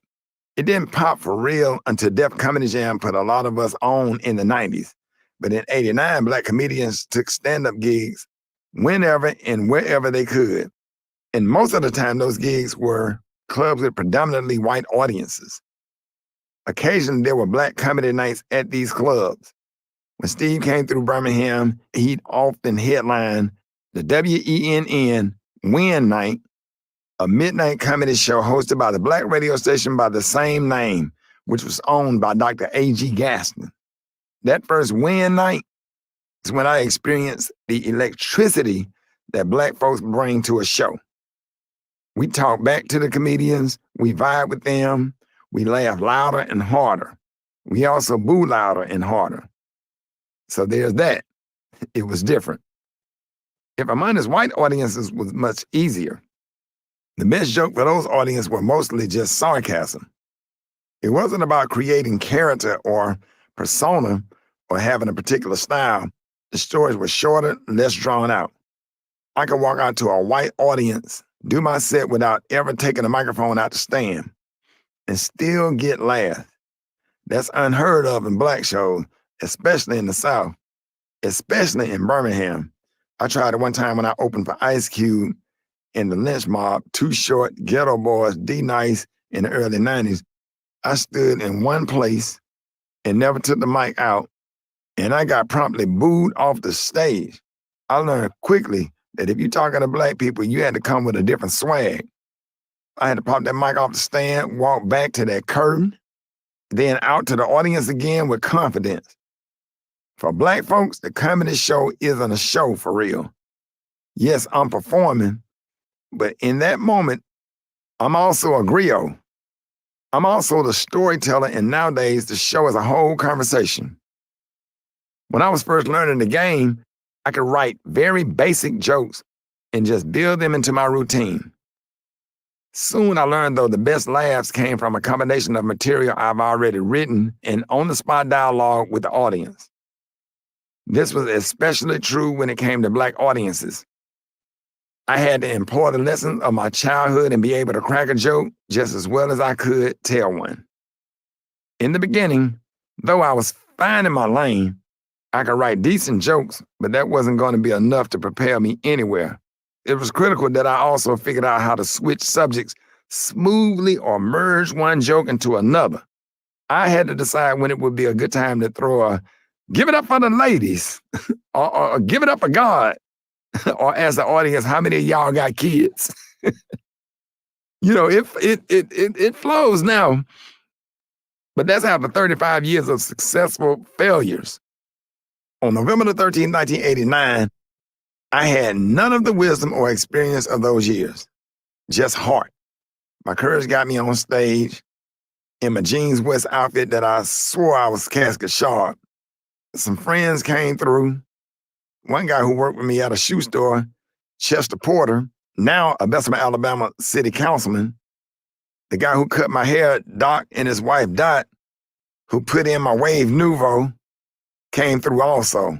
And there was something about having my people in the audience, knowing that somebody was there to cheer me on. One of the first lessons I learned about stand-up comedy, I learned that very first night is less about the joke itself, more about your delivery of the joke. There is such a thing as stock jokes. Basically, A plus B equals C. Jokes that nearly every comedian tells in some way, shape, or form. They aren't something that you write, but more of basic joke that everyone tells from a proverbial stock of jokes people have told over the years. It's very similar to the boy meets girl, boy loses girl, boy does the most to get the girl back formula that's common in most rom-com movies. Nobody really cares. That is the same premise from movie to movie. It's about how a movie tells a story. Love and Basketball is still different from Love Jones, which is different from Love Actually. So in comedy, if I can take a stock joke that has a basic premise and deliver it uniquely with my own style and through the lens of my own lived experience, the joke becomes mine. And that's what I did that night. I was new to the stage, so I took a couple of stock jokes and made them relatable and got laughs. Then I started writing my own because I saw the funny in everything and kept showing up every week to try new stuff out. After a few years of doing open mics, I started to become known around Birmingham. People called me to do all kinds of events, and I learned pretty quickly that I can make money doing this thing that I love so much. I also learned that I can make money and become even more known if I hosted comedy shows too. I watched Steve and George and the others. I saw how the more they hosted, the more headliner gigs they get. I think it's mostly because Hosting help you with your timing as a comedian. You have to multitask by giving the announcements. Y'all make sure y'all tip your waiters and waitresses, introducing the acts, coming next to the stage, and doing this whole weaving your own jokes in between. You're also forced to interact with the audience more because you're carrying a show's energy and keeping the flow going. This helps you with your timing and rhythm, something I picked up pretty quickly. Those first few years on the Birmingham scene was a defining season for me. It's why I can honestly say the trajectory of my career has only been up. I've had some plateaus, but hardly any dips. I went from open mics in the nightclub to touring to Comic View and Def Comedy Jam, the latter of being the pinnacle of making it for a Black comedian.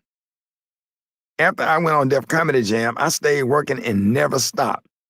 I did tours at clubs and colleges all around the country. I opened for Cedric the Entertainer before he blew up. I did Uptown Comedy Club, Showtime at the Apollo, and Comedy Central. I went on to do movies and more, TV, including my own show.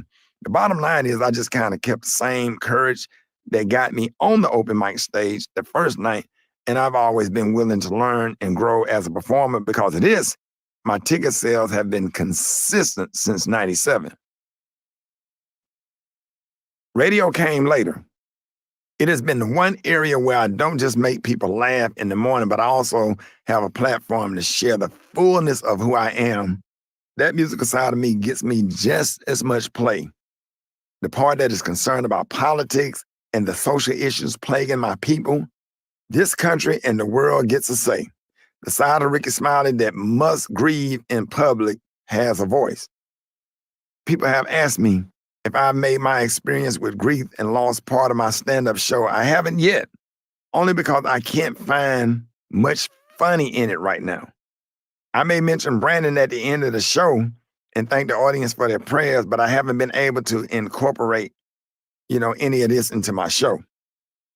But the shift of my work is still the real thing.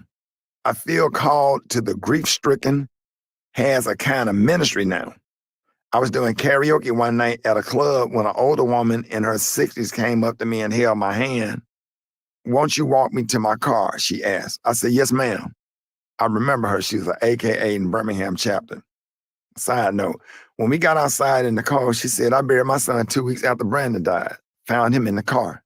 He had smoked some weed laced with fentanyl, and that was it." Man, her story hit me so hard because I knew exactly how she was feeling, and I told her as much.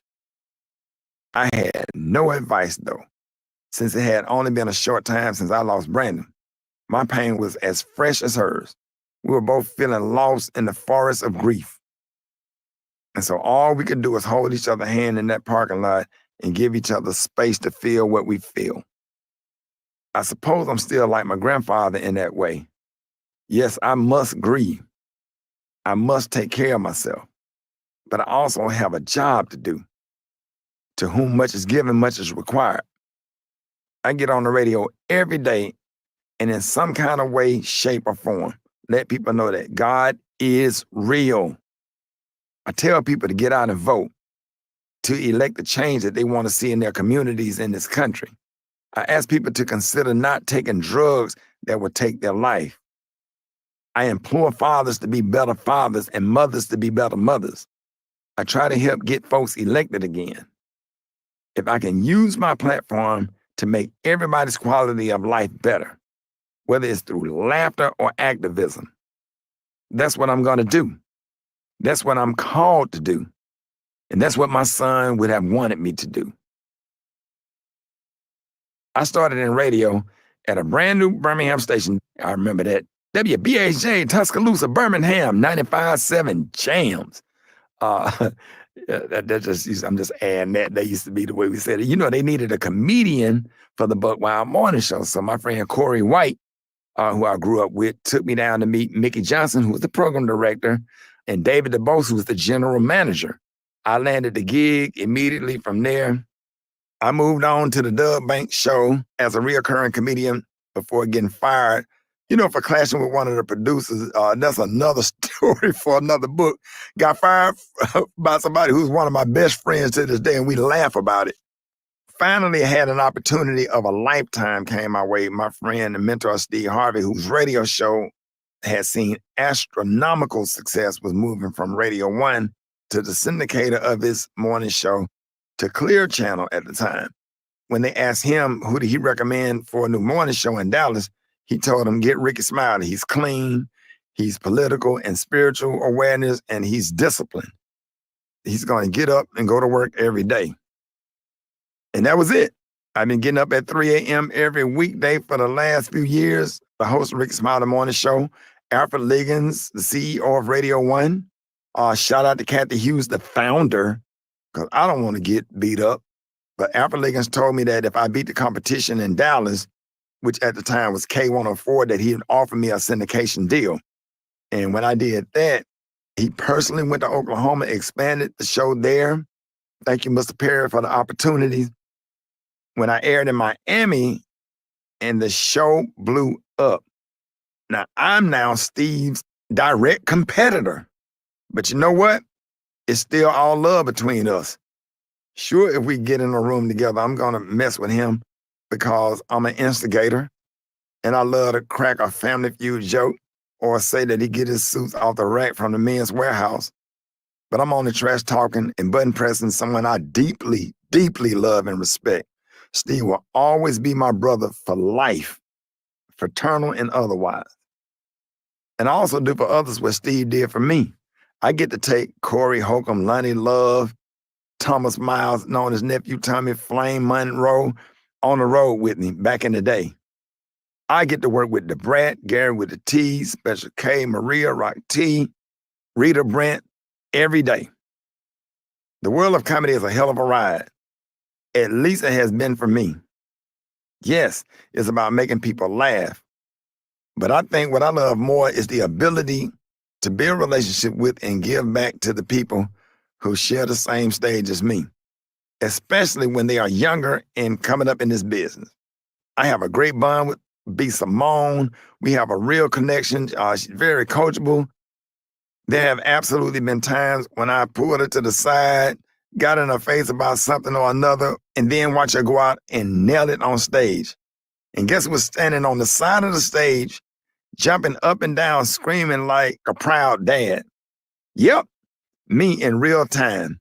I get a chance to see her make a direction, heed it, and get better results.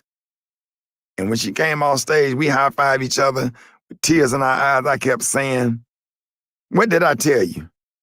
The pride I felt in my chest overwhelmingly. It was like a comedy dad cheering on one of his kids.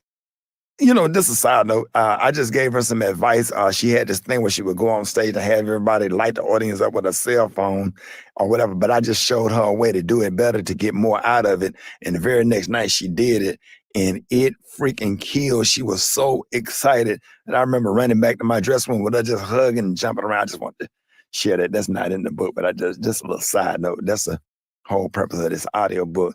But I tell you, the pride that I felt in my chest was overwhelming. And it was like I was a comedy dad cheering on his kids. So no, I'm not always the old head yelling the proverbial, get off my lawn, and complaining about the youngins. I can clearly see a generational shift happening in comedy. The internet's best are taking the stage, and I'm grateful that I get to do my small part in guiding some of them. Comedians like DC Young Fly, who I see as a nephew, Desi Banks, who I put on the stage for the first time. He was doing videos, but I put him on stage, who has gone from an online success to live shows in a much shorter time than any of us old heads could have. I ain't mad at none of it at all. I put Desi Banks on stage in Birmingham, and now he's selling our shows everywhere. I can't even begin to say how good that feels. So yeah, critics can say what they want, but these young talents have figured out where the audience is online, and they are capitalizing on it. But I have love for the OGs too. You know, the people came up before me or right after me. I have a great respect for, you know, Mike Epps, Earthquake, Lavelle, Bruce, Arnez, J, D-Ray Davis, yeah, and yes, Cat Williams too. But we'll talk about that much later. It's these guys who paved the way for the kids who's now up and coming. After being on the radio for more than 15 years, I'm often asked about getting back to TV or film. While I'm not ever going to have a closed mind about that opportunity at this stage of my life, I am considering more than just what will give me more in truth. Radio pays more money than any TV show I ever did. It has given me more social media followers than I've had viewers on TV. The schedule I have in radio affords me the kind of rest I need in order to work on myself.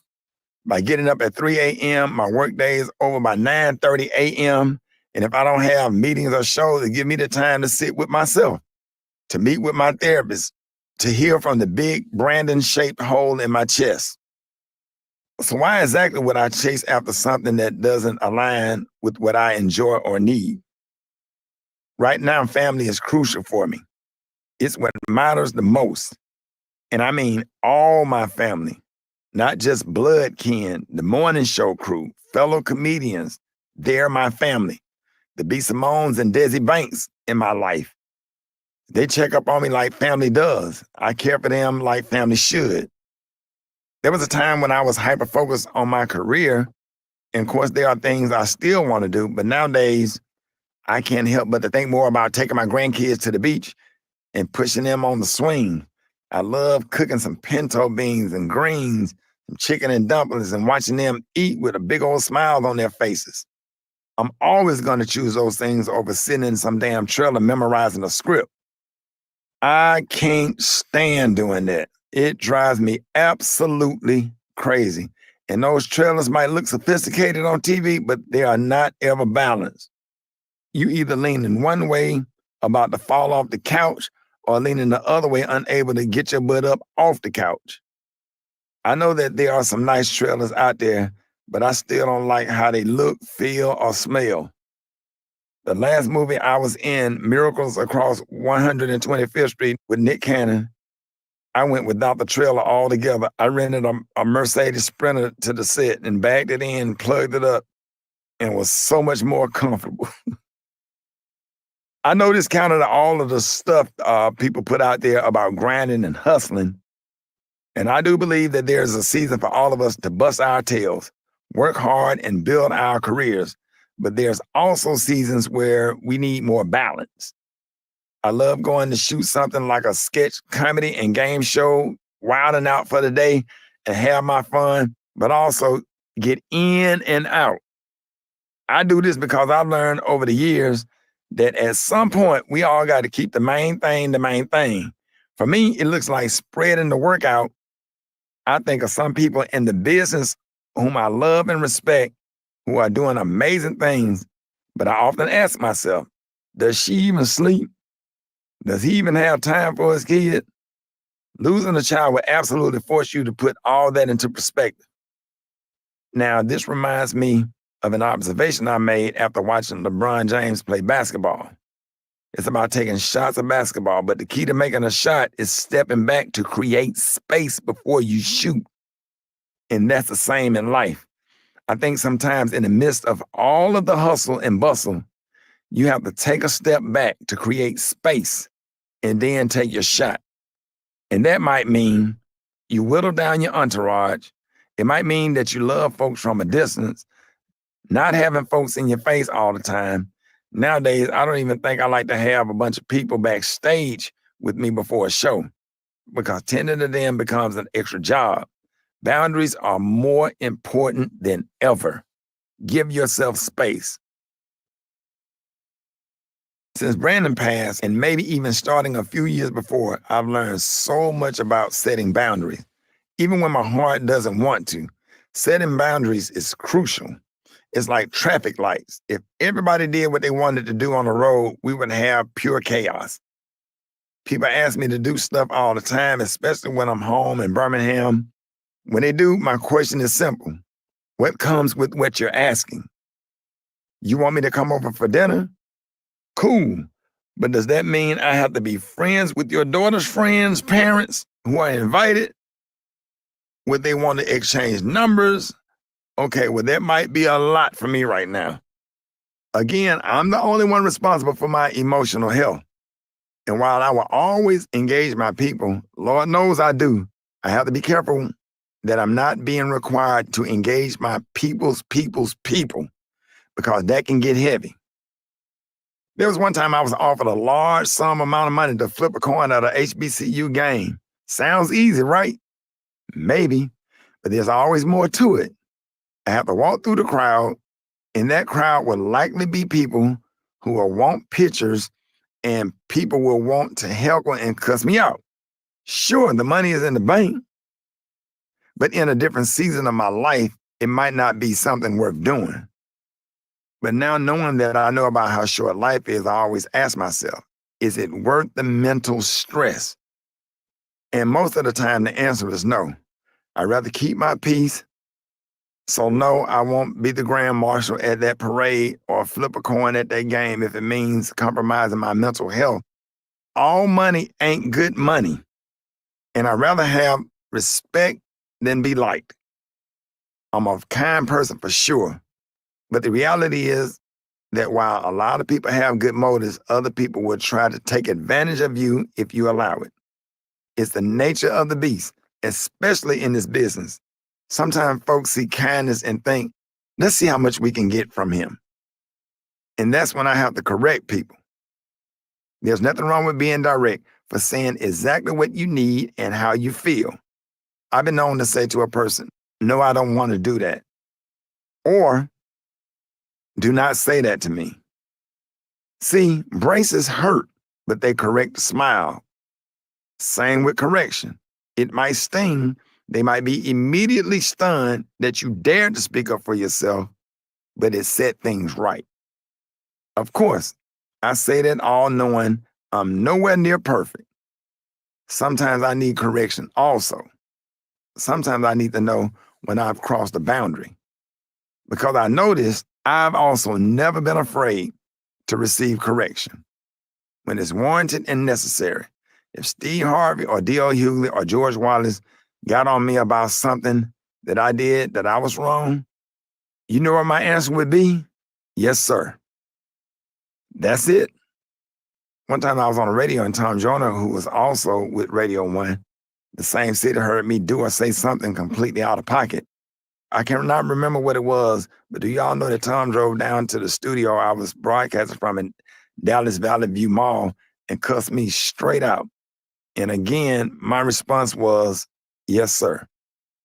I didn't offer an explanation. I didn't try to justify my actions.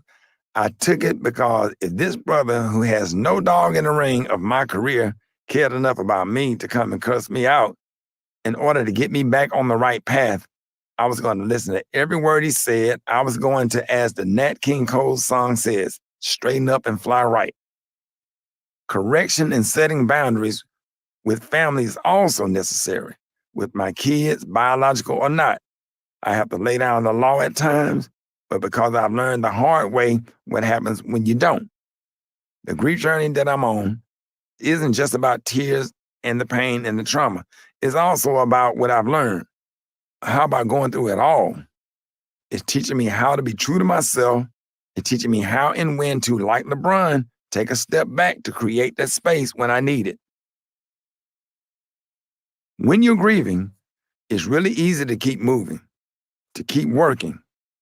It's tempting to immerse ourselves in ceaseless activity, burying our emotions beneath the layers of busyness.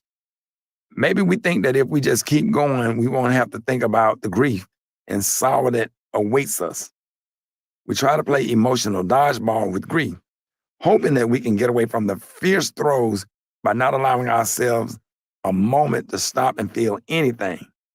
People who have been shattered by the blow of loss find some form of solace in perpetual motion.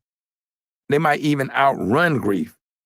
But I know in my own experience from observing other grievers that 9 times out of 10, those of us who have experienced a significant loss in our lives, who have responded to that loss with a constant movement and work, are usually the ones who are in the deepest pain.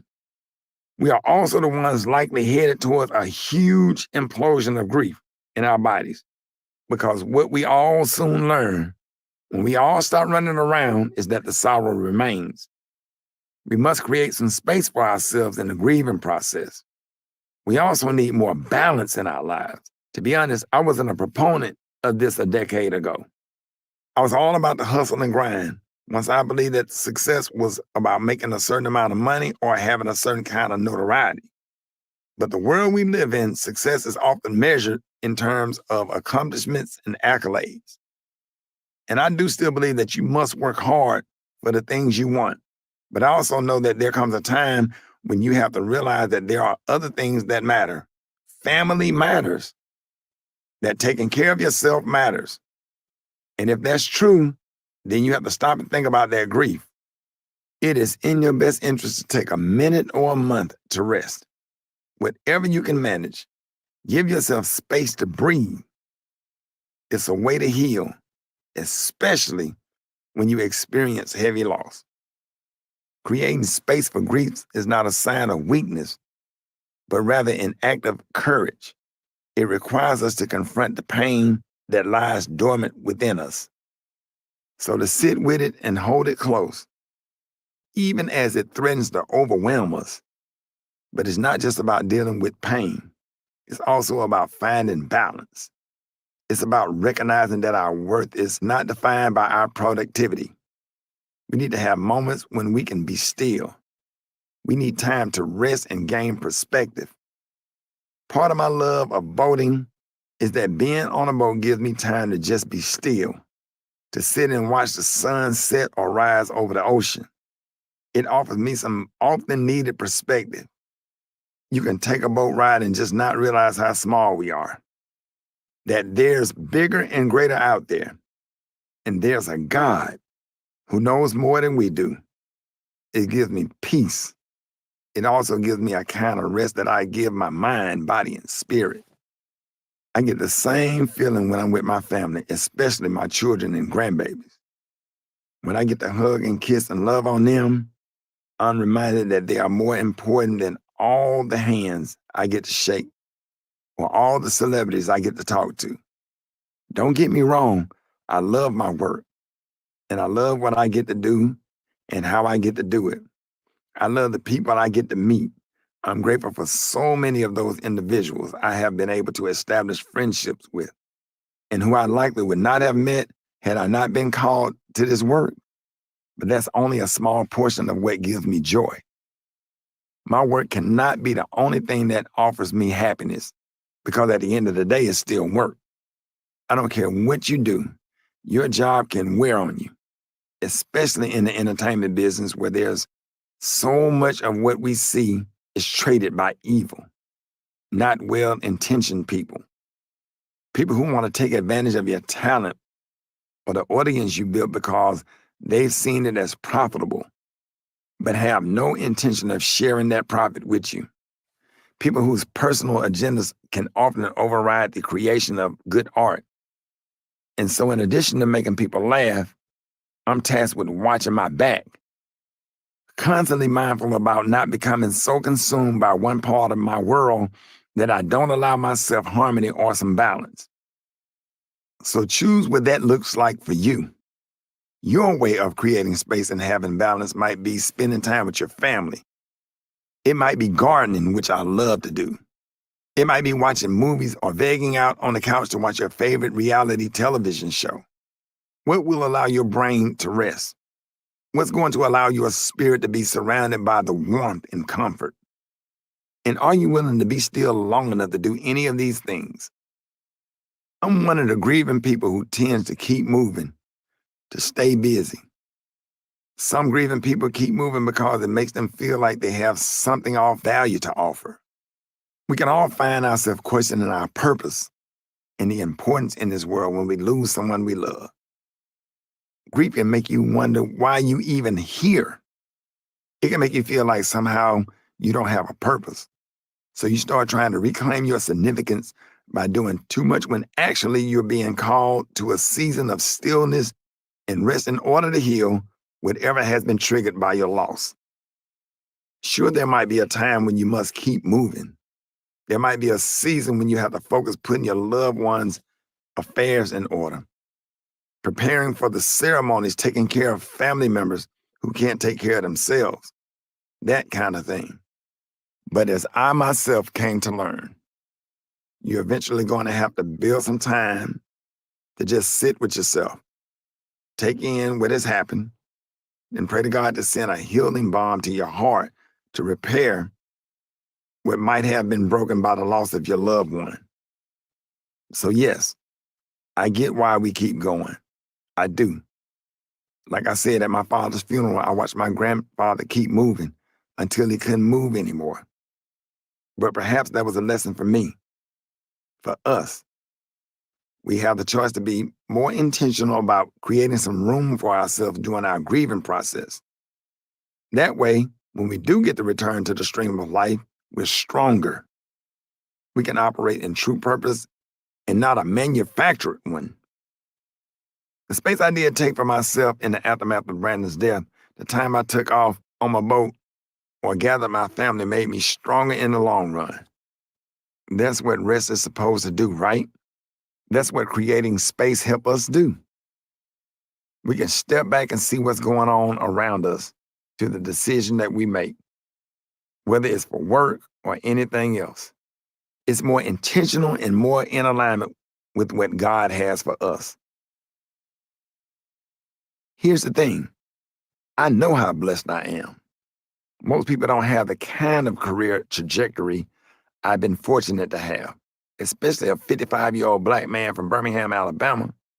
And even if they do, being in the entertainment business often means that opportunities can dry up as quickly as they appear.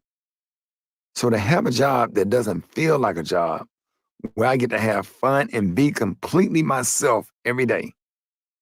But I know there's nothing but God at work.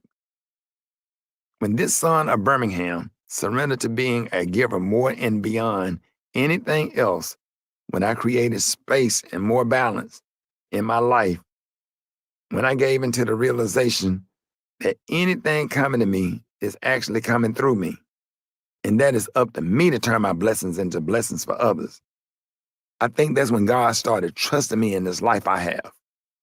Lately, though, it's been a challenge of my life to reconcile all that favor with the devastations I've experienced in my family, especially the loss of my son. This looks like it will be the next stop on my grief journey, and it's far from over. Part 2, I am a father. Above all, keep loving one another earnestly, since love covers a multitude of sins. 1 Peter, 4th chapter, 8th verse. Chapter 5, Becoming a Dad. When you are sorrowful, look again in your heart, and you shall see that in truth you are weeping for which has been your delight. Khalil Gibran. I know what the common perception is of a father who has a career like mine. A stand-up comedian with 4 children couldn't possibly be an active part of their lives, right? Yes, I am so grateful this wasn't and isn't my story. For a large part of my career, I mostly performed on weekends. Shows were generally Friday and Saturday nights, and the remaining time was used for traveling back and forth. Since radio, I wasn't in the picture in those early years. My weekdays were always reserved for being the dad who walked his kids to the bus stop, the one who made sure that they had what they needed for school and any extracurriculars. When the kids got older, I had weekend shows. I would often bring them with me. Make a road trip. Miami meant a beach day. Orlando led to Disney. Tampa took us to Busch Gardens. Louisville introduced us to Kentucky Kingdom. Stand-up roller coasters were Brandon's and my thing. I have so many pictures of us with our mouth open or faces twisted while riding those rides. Those were the best days. He loved me and I loved him. Brandon, being the oldest, was rarely far from me. Even though his mom and I had long been broken up, Brenda and I met on the school bus back in high school. I was a senior at Woodlawn, and she was a cute freshman who was on the volleyball team. My friend Erica fixed us up with each other, and we started dating pretty quickly. We had 5 years of on-again, off-again relationship that was filled with typical teenage drama. Other boys, other girls, misunderstandings, It also didn't help that my comedy career had taken off, and suddenly there were women around me. We broke up after she had Brandon in 1990, and before she finished high school, she eventually met her husband there, who became a great bonus father to Brandon. In the meantime, I continued chasing my dreams to become an entertainer. Regardless of us not being together, the greatest gift I was given from our time together was my boy, Brandon. I was so overwhelmed the first time I saw his little face. He was a beautiful baby. Sadly, I could not be at the hospital when she delivered him. But when I got to Brenda's house after she was discharged, I'll never forget walking in on the chaos of her trying to change his diaper after a major blowout. Well, hello to you too. Listen, when things got rough with me and Brenda's attempts to co-parent, I fought to see my boy. There was a season that Brenda and I stayed in the courthouse. Things got really ugly at one point because I felt like she was not willing to work with me in light of the work I did. There was times that she was resistant to the occasional switching of weekends to accommodate my schedule of being on the road. Because of this, I filed for a better custody agreement. I was never going to be cool with the standard visitation deals that's given to fathers by courts who have all the preconceived beliefs about how much time men, Black men especially, actually want to spend time with their children. Freaking 48 hours a month. I was not the one. Even at 20-something years old, with the career I had, I did not just want 48 hours a month to be with my child.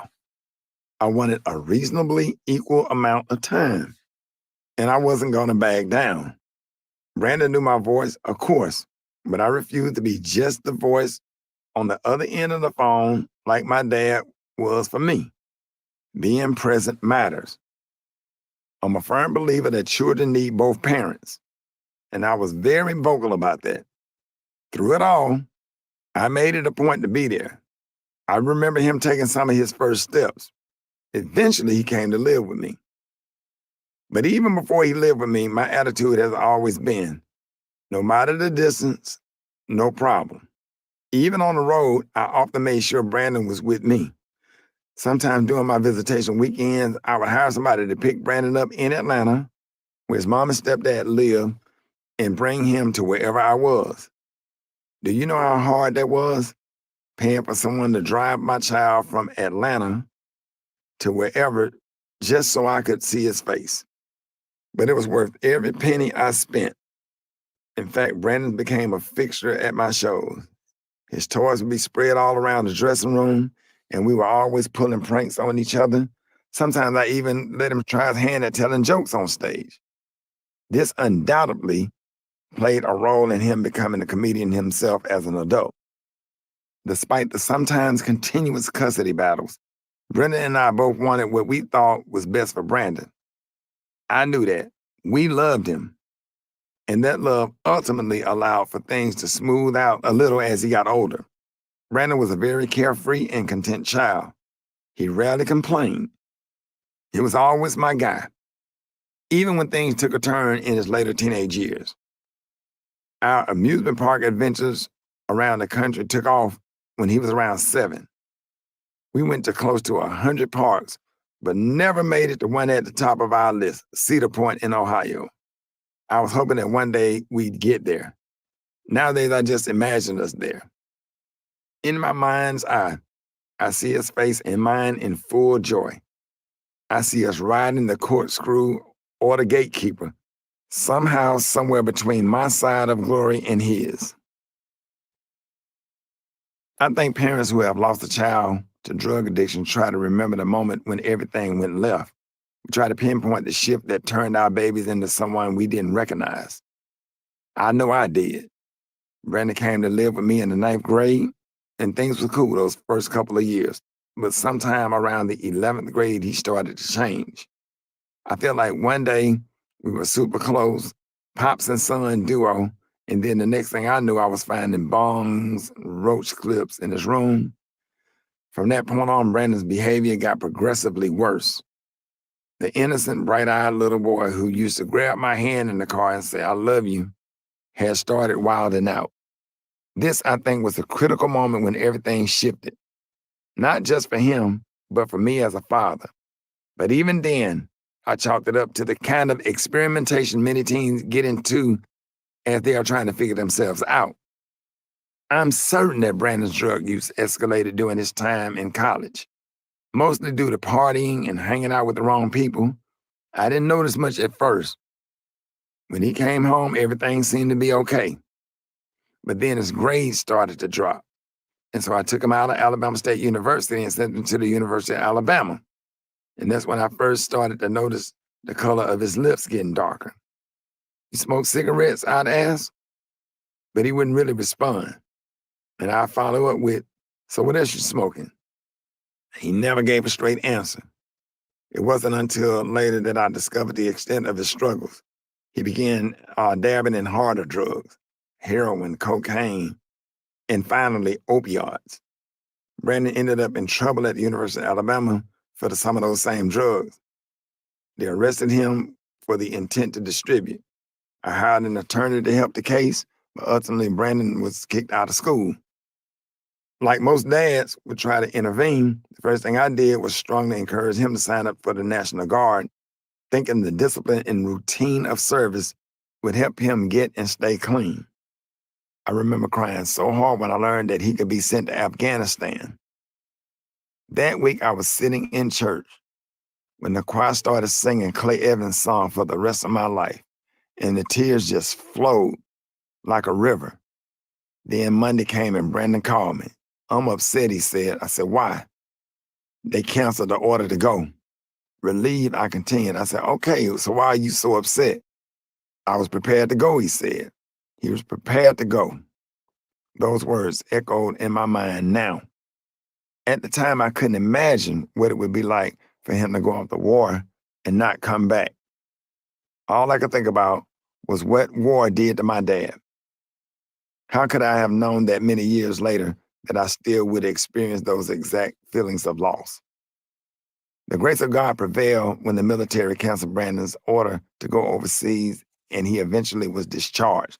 But unfortunately, he couldn't cancel his attraction to drugs. Something was drawing him back to whatever it was those chemicals offered. Was it just a chemical dependence? Was it numbing? If so, exactly what did he not want to feel? Was it safety? If so, why didn't he feel safe? I know these are questions that I would never have the answers to. And yet, I ask them anyway because part of this grief process has been to sit with that pain and then surrender it to God, who I believe know all the answers. There's absolutely a risk inherent in becoming a parent. So many uncertainties live alongside the joys. A transition from an individual to caregiver, with the decision to bring a child into the world, comes a myriad of hopes, dreams, and fears. It is an act of courage and profound love, but also a leap into the unknown. Two things are true. As parents, we get the privilege of watching our kids grow, learn, and flourish. But we also experience the ever-present fear of making mistakes, of failing our children in some fundamental way. On the one hand, your child might absolutely adhere to everything you taught them. They might listen to you and go off and do things based on whatever values and morals you instilled in them as a child. On the other hand, there's an equal chance that your child will not listen to you and go left when you say right or up when you say down. They might veer off course despite your best efforts, despite knowing that one mistake, one misstep on their part or yours could change the trajectory of their lives forever. It's all risky business becoming a mother or a father or a parent. And yet, so many of us do it anyway. In having kids, we have essentially decided that the risk is worth it. We choose to love our children. We choose to do the best we can for them, regardless of how they might receive it, regardless of what they ultimately do with it in their adult lives. In the end, we surrender control. That's been so hard for me because for real, I'm the do what I tell you to do and you'll be all right type of dad. And what Brandon's loss has taught me is that I have to give up that control. Yet I can give the best advice. I can provide all of the trappings of a comfortable life for my children. I can even provide resources for when they are in need, when they find themselves in trouble.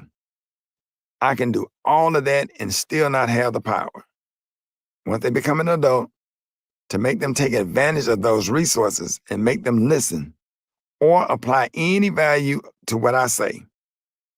And the hardest truth is, I might not always be right, at least from their perspective.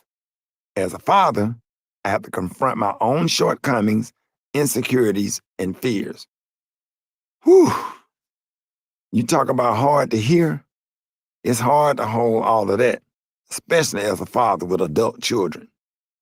It's easy to tell your 5-year-old to go sit down somewhere and have the expectation that they will. In fact, go sit down somewhere. It's not so easy to tell your 20-year-old that they probably shouldn't be hanging with that group of people and then watch them completely ignore your guidance. You are bound to have a range of feelings when that happens. Lots of anger and frustration, definitely sorrow, because you know what might happen to your child if things go wrong the way you feared they might. But that's the part of surrender. We must be willing to let go our expectations and accept our children for who they are and not who you want them to be. When I was coming up, many Black Baptist churches held a baby dedication services, and it was like the christening in the Catholic churches. At a baby dedication, parents bring their children to the front of the church and the pastor prays over them. Parents are dedicating their children to God in the same way Hannah dedicated the future prophet Samuel to God in 1 Samuel 1:21-28. In the moment of dedication, we are vowing to be our children's guide, not only to provide for them, but to teach them how to live. We are also trusting that God will ultimately protect them, that He will lead them. Dedicating our babies also means trusting in the inherent goodness of God and believing that He is in control, even when we don't understand His actions. We surrender our babies to God in that way. But the truth is, this dedication is a ceremonial act that we usually do when our children are infants and can't fend for themselves, when they need us in every way possible. But what happens when that baby becomes 18, 19, or 20-year-old adult, or when that child is now 32 years old? As parents, we try to do our part in dedicating our children to God, praying over them, guiding and providing for them. But as adults, they must do that work for themselves. And the hard truth is that some will and some won't. If you are the parent who has a child who breaks your heart over and over again, surrendering your desire to control their outcomes can be a kind of grief before the grief. This has been the hard part for me, accepting that my child made choices as an adult that I had no control over. Every day I have to surrender that fact to God. Could I have intervened in my son's downward spiral into addiction earlier? I suppose I could have. Had I really known the depths of what was happening, I will forever wonder if something could have been done differently. But I know that Solomon in Ecclesiastes 7:10 advised, "Do not say, 'Why were the old days better than these?' For it is not wise to ask such questions." Therefore, I will hold tightly to the wisdom in accepting that I did my absolute best with what I knew and had. I wish life gave us predictable, neat endings, like the ones we see on TV. That's rarely the case. Though, if you suggested as I was riding those roller coasters within a 6-year-old Brandon that I'd be mourning him 25 years later, I would have probably denied and cussed you out for saying it. Yet here we are. I do know that all of us battle forces beyond our control. Brandon was no different. He could have stopped. Many people do. He could have made a different choice. Many do. But the thread of addiction in his bloodline was like one of those forces that provided too strong for him to overcome. That's also true for so many. If I haven't learned anything else, I know that parenting can reveal not just current issue, pains and traumas that feel beyond our control, but it can also unearth the issues, pains and traumas running through our families. Chapter 6, When the Addiction Chases the Bloodline. If you don't transform the trauma, it gets transferred. Jerry Tello, National Compadres Network. Most people are surprised when I tell them I never smoked a joint, and except for a hot toddy when I'm sick or an occasional glass of wine with a steak, I don't drink. Which is strange. I know when you consider the thread of addiction that exists in my family, I think there's a part of me that just knew not to go that route. Even in college, when friends wanted to get twisted before a party, or the bros, or anybody that would make that special punch, I was never the one to indulge and was always the designated driver. I got teased for not drinking. My friends in frat would roast me, calling me Joe No Drink. Even when I pretended like I was going to drink a beer, they'd slap it so fast out of my hand and say, "Nah, you ain't finna waste our beer. Put that down." When I consider how I was able to avoid the pitfalls of addiction, it really does go back to my wonderful grandparents. It was as simple as them telling me, "Ricky, don't do it." That's all it took. And it wasn't like none of my grandparents drank or smoked. They did.